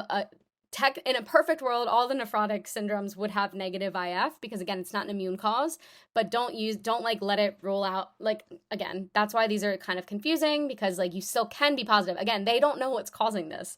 So if you have a cause of like an infection is causing FSGS, you can technically have positivity for IgM. So it can be negative, it can be positive. That doesn't really help you. This is what helps you, your EM, your electron microscopy showing the effacement. So here is light microscopy, FSGS. So it's segmental. So this is like an affected glomerulus. The next one might look totally normal. The next one after that might look normal. And then the fourth one might look like this again. So that's segmental. And then focal is only a portion of this glomerulus is kind of messed up. So it's really like only this portion is messed up. The whole thing is not messed up. So primarily you see sclerosis hyalinosis, you see just tons of pink in the affected section. That's kind of what that is. And then the collapse is, I think the collapse looks like if you like crack an egg open and then the yolk comes out. That's kind of what it looks like. It looks like it's all kind of just like falling into itself, and that's the collapse. Again, that's really more common with HIV, but it's more so like if you're like, what the heck is this? Like if you're like seeing a biopsy slide and you're like, yeah, that looks like focal sclerosis, but what is this over here? That can just be the collapse. If it's FSGS, it can collapse. Okay. All right, membranous. So membranous is very similar to MPGN. And I'm telling you this now so that you can keep it revved in your mind when we do some questions. So membranous, primarily it's caused by like autoantibodies to phospholipase A2 receptor. And here is where, I don't think they would do this on your exam, but boards, they'll tie the biochem. They'll tie the heck out of the biochem into this. Like they will explain like a nephrotic syndrome and then they'll explain membranous nephropathy in the vignette. And then they'll say the underlying receptor that's damaged in this disorder is the receptor for an enzyme that converts what to what in the arachidonic acid pathway or something like that. Like that's how they'll tie the biochem in. They'll like tie in arachidonic acid. Like that's how boards works, is like they tie in 25 different concepts in like one question. So anytime I see a biochem tie-in, I try to make it. So I'm like, guys, don't forget what phospholipase A2 normally does. Again, not for your exam. I'm just trying to prime you a little bit for boards. That's like the confirmed, they know 100% this causes membranous nephropathy. Secondarily, they have absolutely, again, no clue. They're like, yeah, like I really have absolutely no idea what causes this. But what I want to point out is they have seen increased instances with hepatitis B, hepatitis C, and lupus. So see again how it's kind of like, oh, it kind of sounds similar to membranoproliferative, right? It kind of is like, oh, hep B, hep C, lupus, like, oh man. So that's like another mark of like where it's kind of similar. Here's where it's just most common in these people of this type of descent. I don't really know how that helps you. But then there's no response to steroids. So again, they might say prednisone was administered and the patient did not improve. It's not going to really help you. Usually that little tidbit helps you with FSGS versus minimal change disease. But with membranous, now you have to know how do I figure out membranous versus membranoproliferative, especially when the causes can be pretty much the same.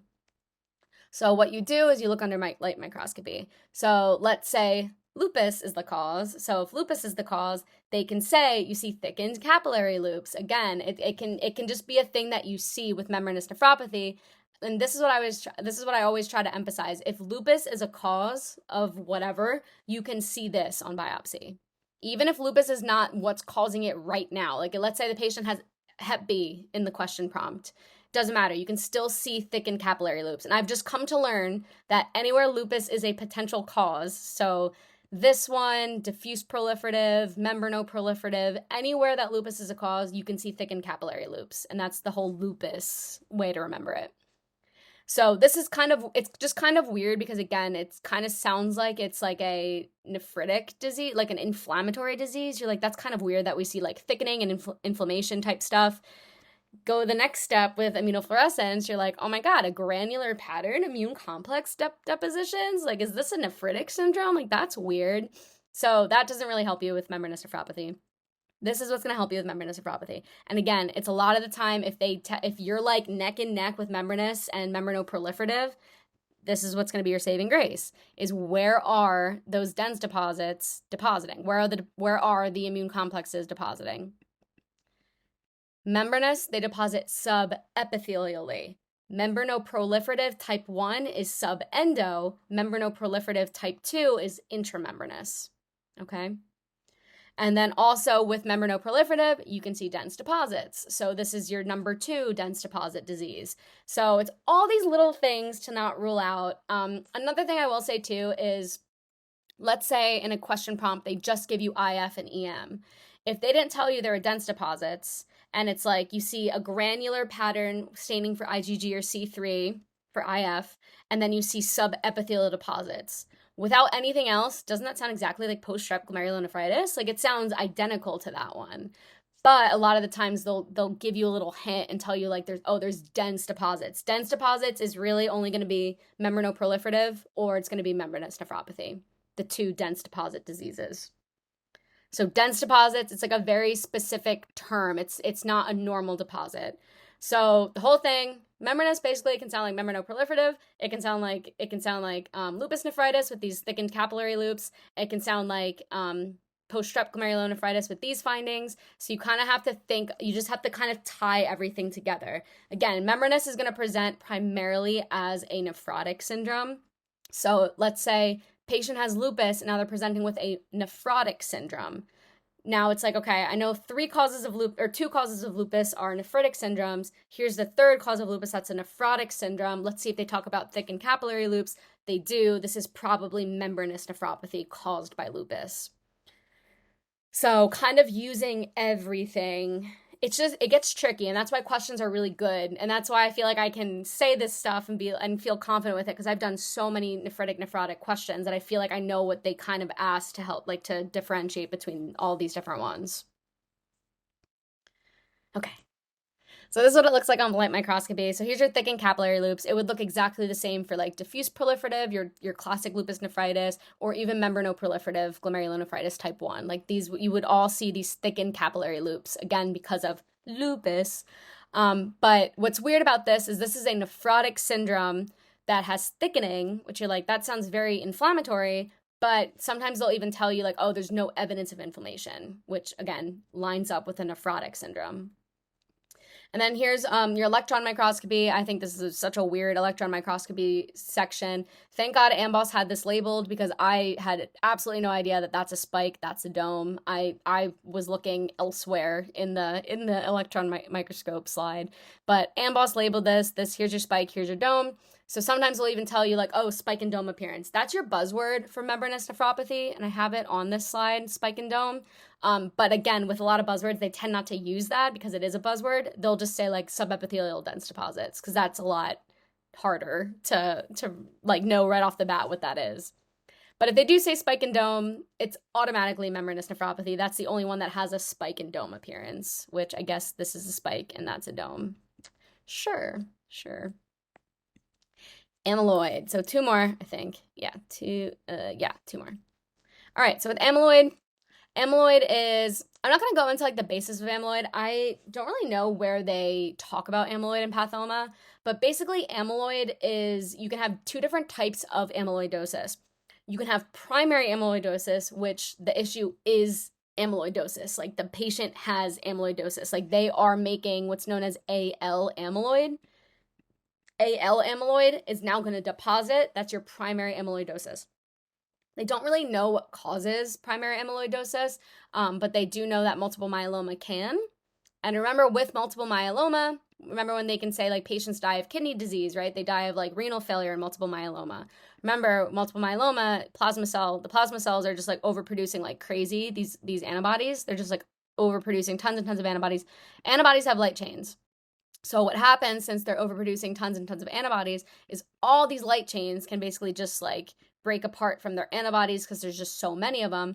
They can go deposit in the kidney, and then you can find them in the urine, Bench-Jones proteins. So now you're like, wow, so Bench-Jones proteins and primary amyloidosis are like the same underlying cause, is like you're making these Bench-Jones proteins that are depositing, and then with multiple myeloma, it's making AL amyloid. Like AL amyloid is also being produced and it's depositing in the kidney.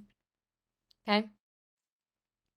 That's AL amyloid. AA amyloid is basically just like secondary amyloidosis. So kind of like going back to this process of multiple myeloma, like thinking about multiple myeloma, is tons of antibodies are being produced and then the light chains are like depositing.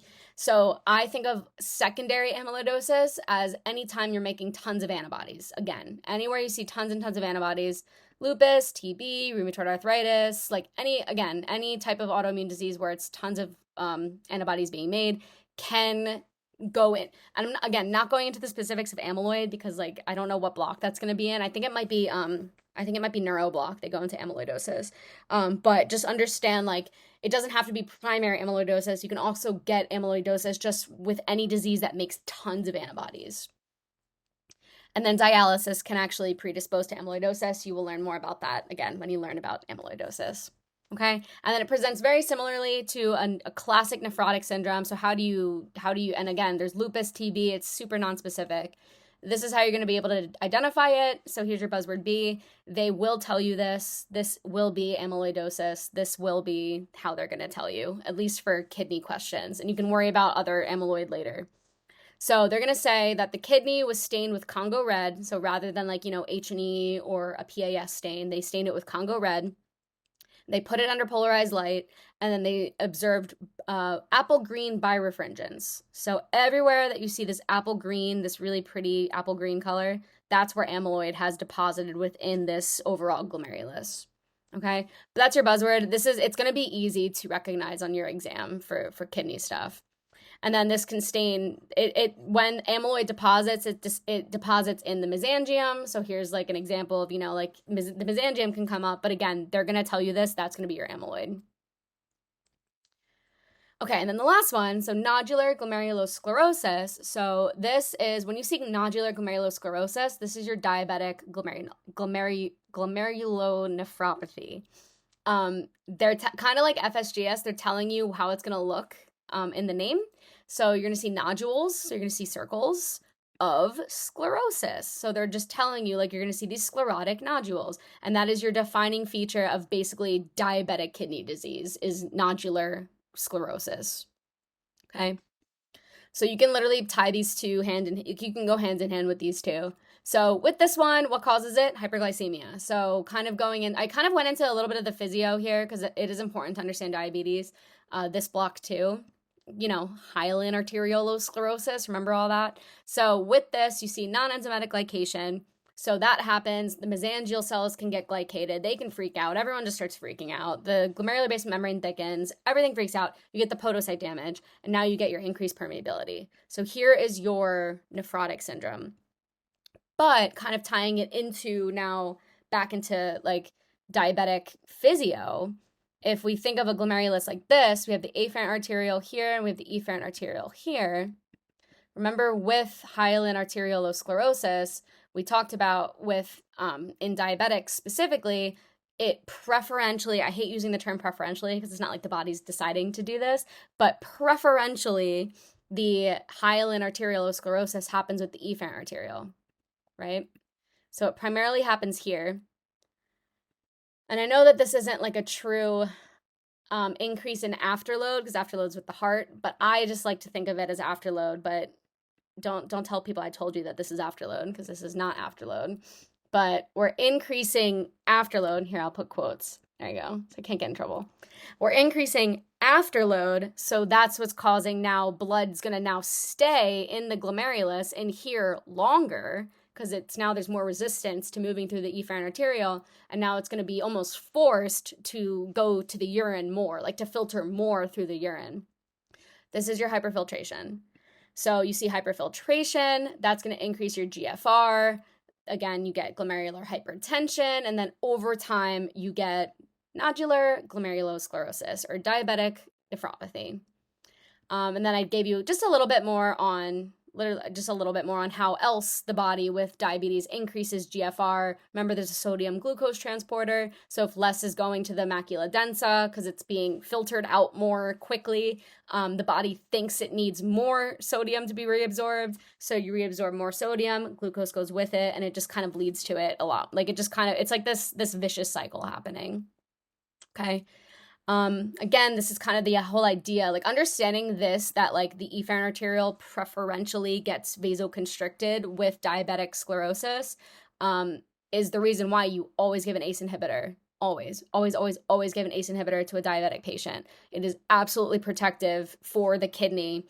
And that's actually why, too, they say like you need to look to see if a patient has has albumin. If a diabetic has albumin in their urine, you do nothing else, you give them an ACE inhibitor. You're like, here's an ACE inhibitor. Like, this is the best thing that I can do for you at this moment. Because that means this is the first signal of this happening. Because remember, if you have hyperfiltration, you already have podocyte damage here. The first thing that's going to leak out is protein, because again, protein's really tiny. So you're going to have albumin in the urine in really small amounts. And if you have this with an elevated GFR, you're like, in a diabetic, you're like, you give them an ACE inhibitor.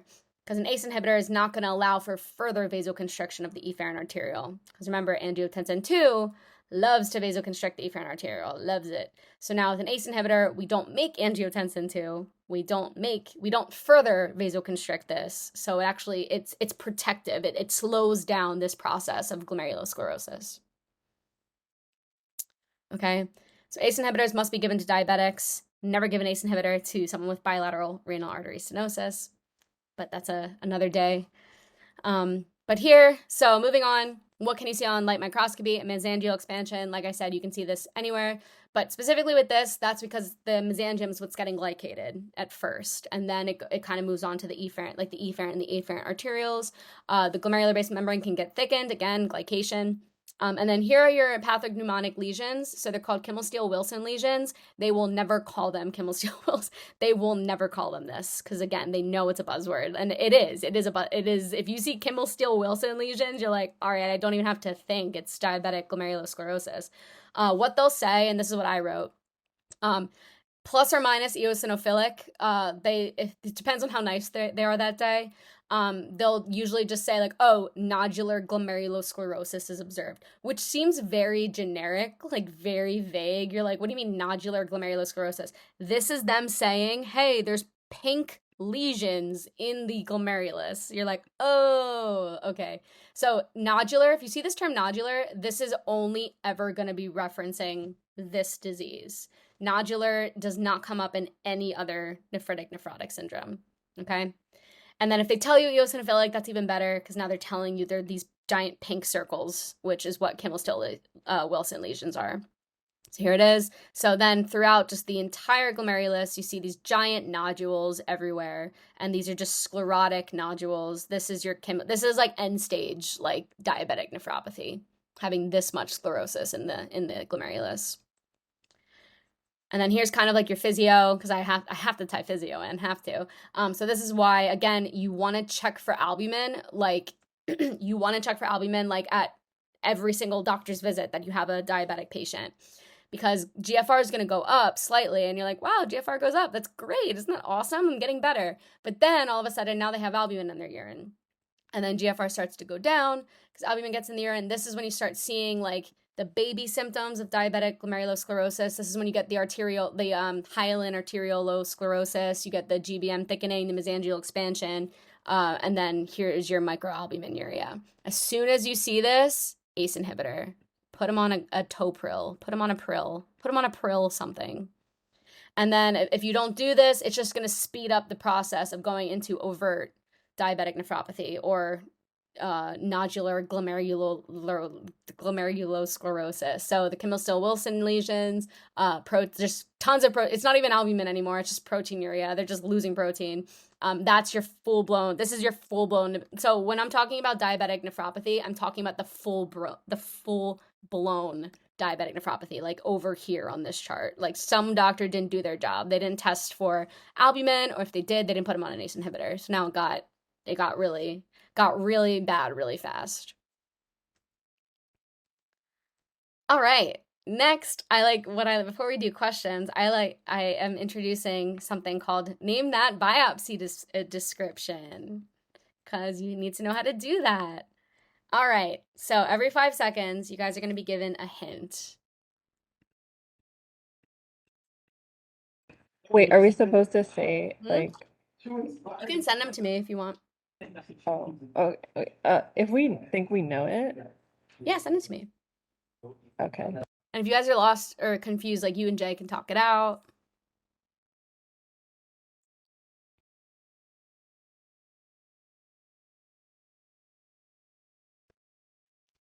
Perfect. Jay, are you gonna do these? I don't know where you are. It's also okay if you're not. All right. We're just gonna, very good, Nay. She can do these later. All right, so minimal change disease, very good. And good job not getting got with the light microscopy, normal light microscopy. Next.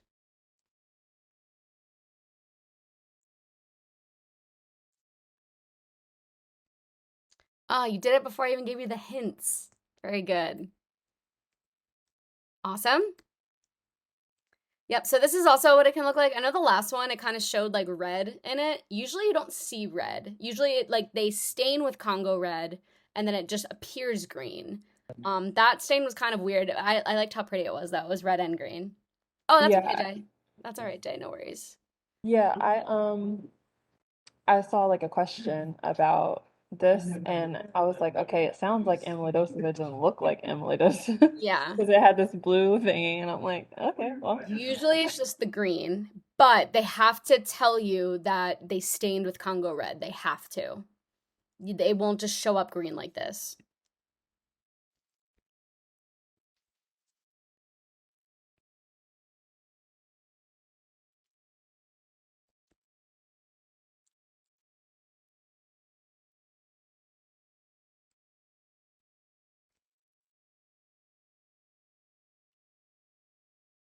Perfect. You got it right the first time. Right. This is nephrotic, so remember, no, it's not going to be FSGN, FSGS. Glomerulosclerosis, not nephritis. Perfect. All right, they start getting harder now.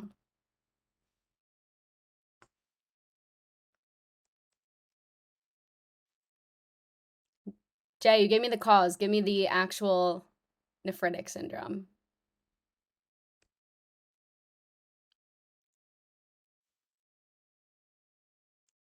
Nay, same thing. Give me the cause. Give me the actual name of the nephritic syndrome.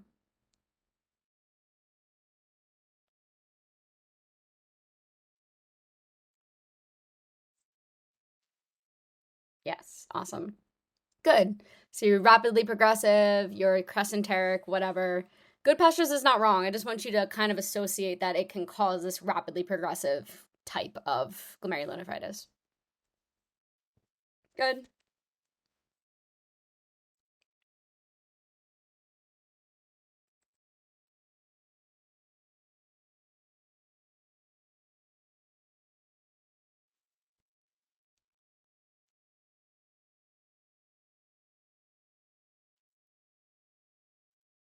Yes, perfect. So see how it's like literally this is an example of a biopsy reading and it's just mesangial proliferation on light microscopy. You're like, don't half of them have mesangial proliferation on light microscopy?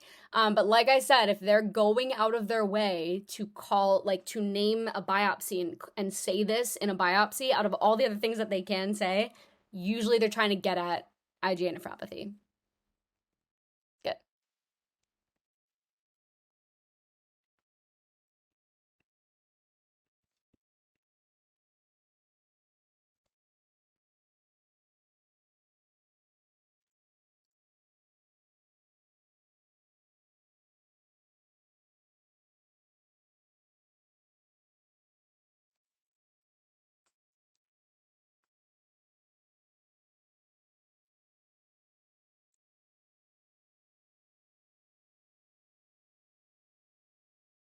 All right. So Jay, membranous is yes, you are getting confused, but that's okay. That's okay. Membranous is your nephrotic subepithelial dense deposits. But this is correct for membranous. One type is commonly caused by Hep B, Hep C. Totally, that's totally correct. No, you're good. You're good. We literally just learned these like now, right? Okay, so that's MPGN type 1, but regardless, like I said, like you can see this for MPGN, you can see the other, you know what I mean? So it can be, yeah.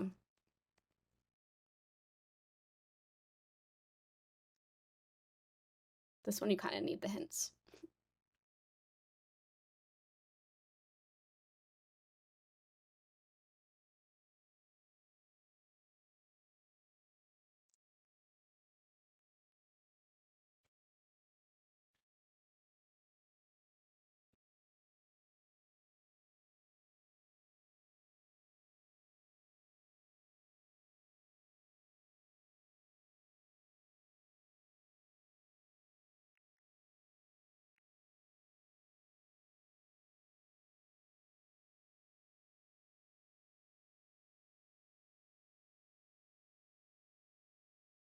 Am I getting confused between membranous and membranoproliferative, or am I fine? Oh, you're good now.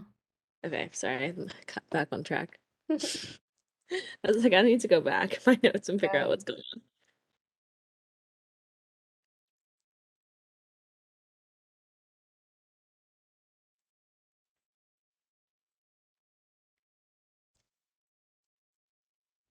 Christina, can you go back to the last one?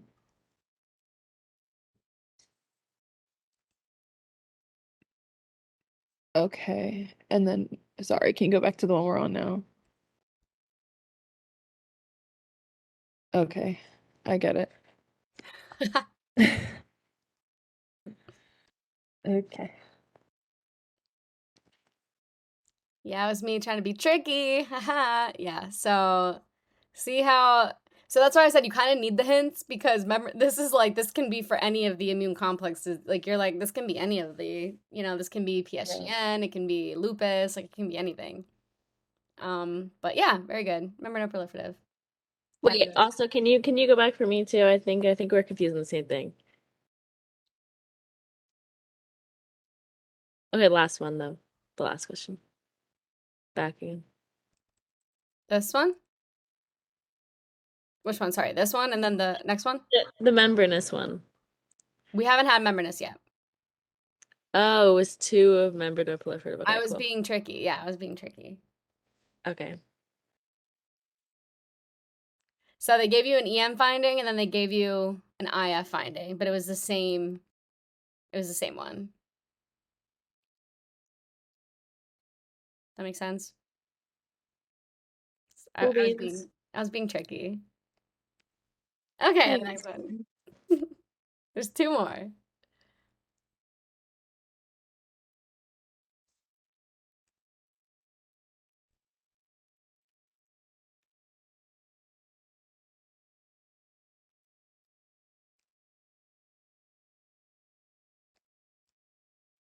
Perfect.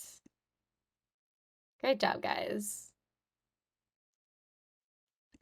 So what I was gonna say, and I put these back to back on purpose to kind of show you like they can be similar, but it's like a very minuscule difference is they sound the same, but remember with membranoproliferative, we have the subendothelial deposits, we have the intramembranous deposits for EM, but for IF, it doesn't follow that same pattern.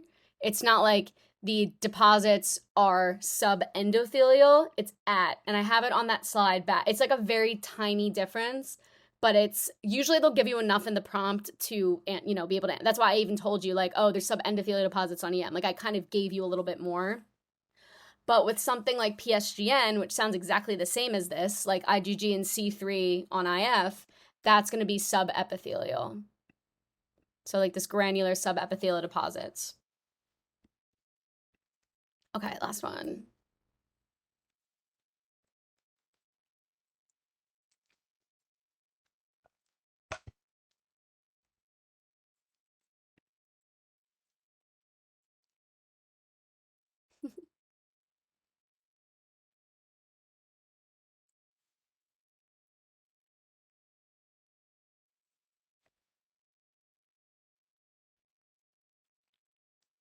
Yes, perfect.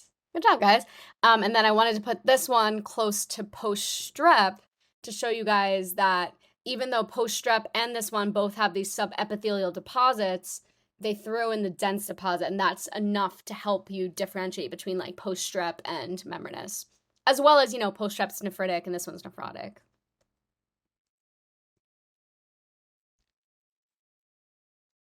All right. So I have literally so many questions in here. It'll probably take you like 45 minutes to go through all of them. But I did it on purpose. I really want you guys to see how they ask nephritic and nephrotic syndromes. But I do want to do a few of them now, if that's okay. This is like a classically hard one for some reason, so I want to do this one together. Yeah, and I'm not even showing you the biopsy findings. I'm making you guys tell me first what you think is going on.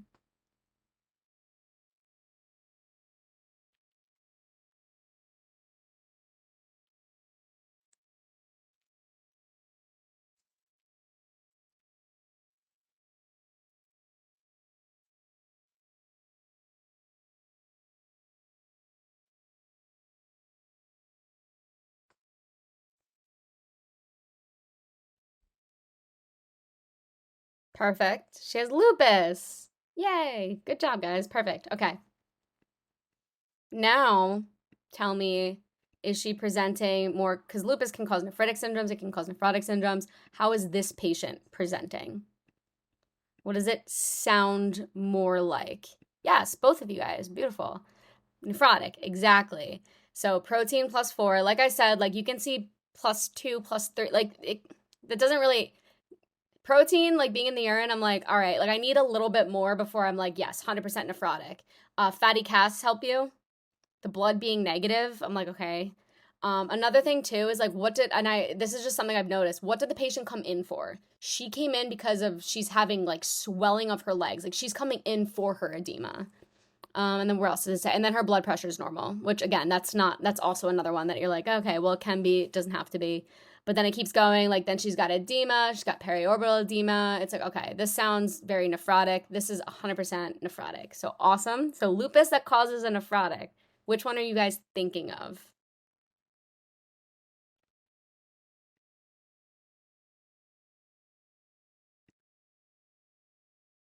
Wasn't there one that you specifically called lupus nephritis or nephrotic syndrome or something?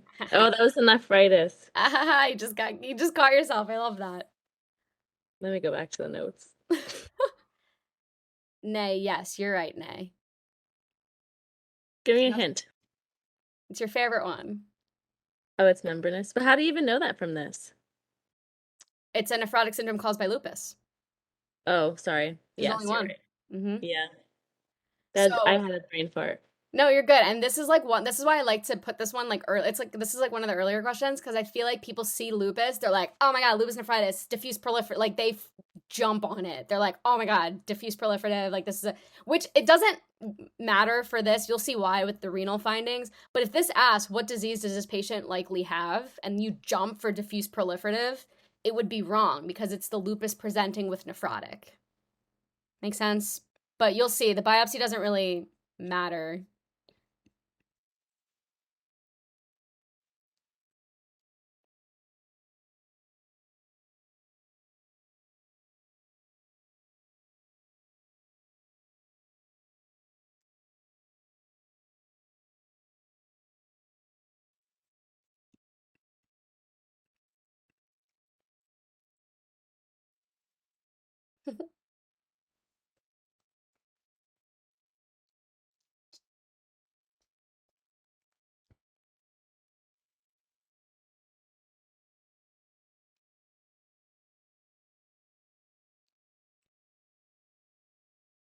I guess they just want A, right? Yes. My little pathologist. Look at you guys. Yes, exactly. So remember, like I always say, I mean, that's why I said like it doesn't really matter for this one that you knew that it was a nephrotic syndrome, but it's more so like if they asked what is this one that this patient has, it wouldn't be diffuse proliferative. But again, like I said, anywhere that lupus causes something, you're going to see these thickened capillary loops. That's even what it kind of says. It's like, all right, this is membranous, the thickened capillary loops. But remember, diffuse proliferative also presents with these thickened capillary loops. But just remember, that's why it's not a nephritis. This is like a nephrosis, I guess.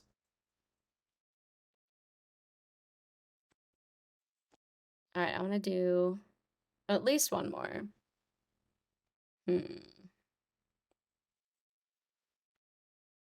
I want to do this one. No, wait. No. JK. I want to do this one.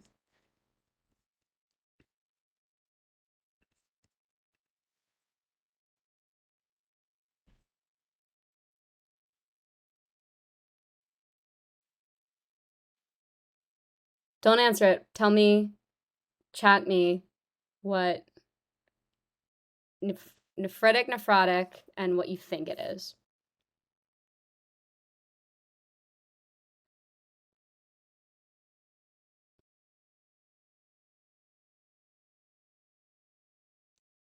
Jay, it was too quick.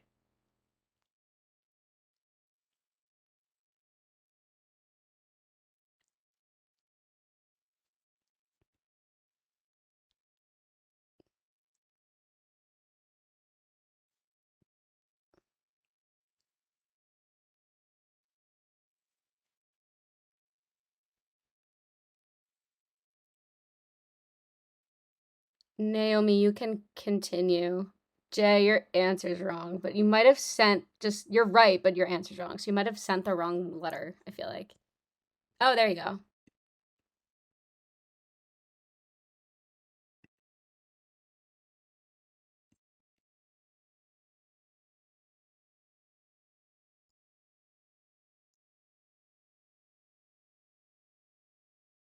Jay, give me a final answer. Beautiful. Awesome. Okay. Look at this. Look how easy it is now. You're like, wow, that was so easy. So It's because of you, I swear. you guys Like are gonna love these were like rocket science beforehand, I promise you. I could not tell you what a biopsy meant if my life depended on it. Like literally if it depended on it. This block last or 2 years ago, would not have happened. All right, we got a 3 to 12, usually 3 to 12, 13, fine, whatever. He's got some periorbital edema, fine. His urine became darker, so he has some hematuria. 3 weeks ago, we're in the clear. Bacterial tonsillitis, cool. All right, what's his blood pressure? Give me the trifecta. Yes. So we got high blood pressure, and then let's look at the urine. There's casts. There's 2+ protein, fine, but there's red blood cells. This is post-strep glomerulonephritis. This is a nephritic syndrome. And then looking down here, just look for anything that suggests immune complex deposits. They can even talk about the subepithelial deposits on electron microscopy. So I'm glad none of you guys went for this one. I'm glad you didn't go for this because remember, spike and dome is specifically for membranous. But I know they put this as letter A because they wanted people to be like, oh my God, subepithelial, like this is it. So yes. Does that make sense? Why did they want to confuse us though with F? They Like, love it. They love it. They just I- really. Oh, you want to see a confusing one? And this will be the last one, and then I'm gonna go. hey, but I don't get the last one though. F like was talking about the Right. crescents. Like, what they talking about rapidly progressing? Yes. So this will be rapidly progressing. But isn't it a subtype of that? Right. So what did I tell you for when you pick? And this is like why I was like, if you want to pick rapidly progressive, everything lines up beautifully. You want to pick rapidly progressive. Look to see if they're dying tomorrow with their kidney function. Creatinine of 1.7, that's high, but they're not dying tomorrow. Dying Okay. tomorrow is like their creatinine is 5, it's 3, it's 4, it's 5. Your BUN is like 47. Like they're dying, they're struggling. Does that make sense? So this is right, like 100% correct. But I think even, do you know, where did I skip it? I think it was Right here. out of order. Yeah, and it says that although it can happen, normal BUN, relatively mild elevation, no changes after 2 days. Like there's no oliguria, like they're not struggling. They're not like gonna go into end-stage renal disease. So that's what I said. If you see one where you're like, you wanna pick RPGN, make sure it lines up, like everything lines, like they are rapidly progressive death, like they're dying tomorrow. Yeah. Silly me, don't worry. No, you're good. All right. One more? Let's do it. I have to like do these at the same time as you because I forget what the answers are. I'm like, All right, same with this one. Nephritic, nephrotic, what you think it is.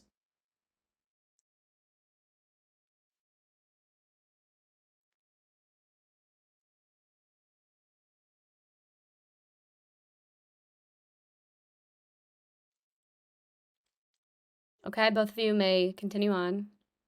Tell me what you think it is.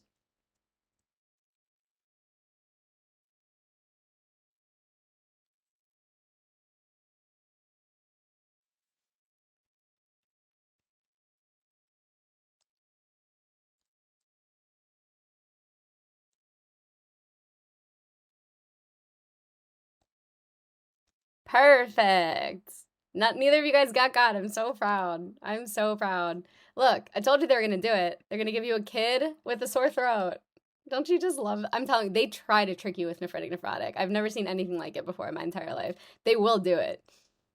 So very good. This is minimal change. Don't get thrown by them saying he had strep throat or he had strep throat. Then if you think it's minimal change or whatever, look to see if it's nephritic or nephrotic. And you guys both said nephrotic, perfect. 4+ protein, no blood. Where's the blood pressure? Low blood pressure. It's probably not. Cholesterol's up there. Like this is high. All this is high. I think albumin's low. I can't remember off the top of my head, but I think this is low. So this is presenting a lot like a nephrotic. Good. So minimal change disease, awesome. So now, what's the biopsy look like? And good practice too is like after this, go through each line and be like, that's what this is. This one's this one. This one's this one.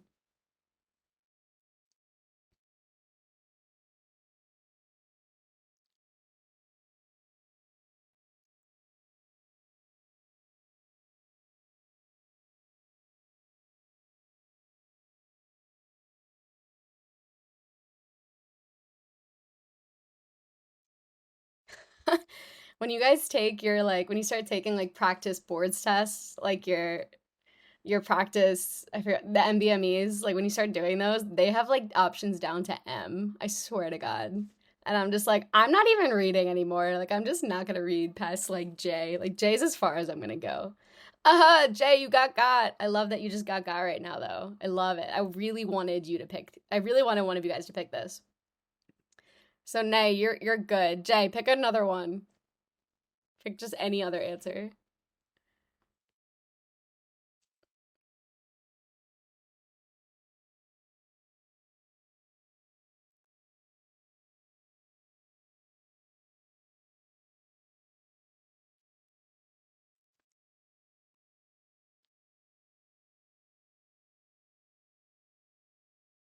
Okay, well, I feel like I'm like thinking about F now since you said that, but I thought it was like the immunofluorescence was not there. What? Huh? What? I feel like I'm losing it at this You point. are losing it. All right, it is F. Light microscopy. Remember in light microscopy, everything looks beautiful. Looks great. Immunofluorescence, totally negative. Everything's great. I is not right because it's not light microscopy. I told you. I even told you this like an hour ago. They were going to do this. They were going to tell you. They're going to say that you can see effacement with the light microscopy. You can't see effacement. It needs to be electron microscopy. That's some shit. What did I say? Remember, I was like, they try to confuse you. You're just lucky they didn't put this one above the normal light microscopy findings. I feel like someone would be like, effacement? Absolutely, that's the answer. Okay, so this is not any of them. This is like not even an answer for anything. You can't see effacement on light microscopy. But remember, minimal change, you do see normal light microscopy findings. Everything looks normal. That's why it's minimal change. There's like nothing wrong. Even focal segmental glomerulosclerosis, even that one, there's at least some hypercellularity that you see with the light microscopy. With minimal change disease, everything looks normal up until the electron microscopy. Okay? I put this just for you. I'm going to write at J when I send it to you next time. At Thanks. J. So you don't get got in the future. Never forget it. But yeah, see how they can be tricky, and like this is like the trick. I actually think this is the last question, and I put it at the end because they're so tricky. They did this shit down here, and then they also said it was a freaking kid with a sore throat infection, and it wasn't PSGN. Like they were just trying to be so tricky, but they will be tricky. Like boards will be tricky. But all right, I'm gonna send this to you guys. I'm gonna stop sharing. But I'm going to send that to you guys. You guys can work through the rest of them. And just let me know if you have any questions about any of the ones that you do. Christina, Yes, girl. yeah, you need your like own pathoma or something. I don't know. I'm gonna You be a need supplement to like Pathoma. you need your own board's resource created. I don't know what it is. I just yeah. Now I'm gonna go back and do all the incorrect renal questions that I did, and I'm Good. And gonna you're be gonna be like, like, wow, this is so this is easy. it. Yeah, yeah, Yeah. yeah. I don't even know why I did them before this session, anyway. Like, I mean, it was like a week and a half ago, but I still should have waited. I don't know why, but It's hard. The nephrotic, they're hard. They are hard. I feel like I was able to do this because of how much I forced myself to like learn them because they're just absolute nightmares. But there's a lot of them. I promise you guys are gonna go through these questions now. You're gonna be like, that these are easy. Like, you're gonna be like, wow, like these are so, and these are like the hardest ones I could find. Like, literally, these yeah, questions are the hardest. Like, you're not even gonna, I don't think you're gonna even see nephritic, nephrotic questions at this difficulty on your exam. This is straight up now for boards for you guys. yeah. You went off. Okay. Thank you.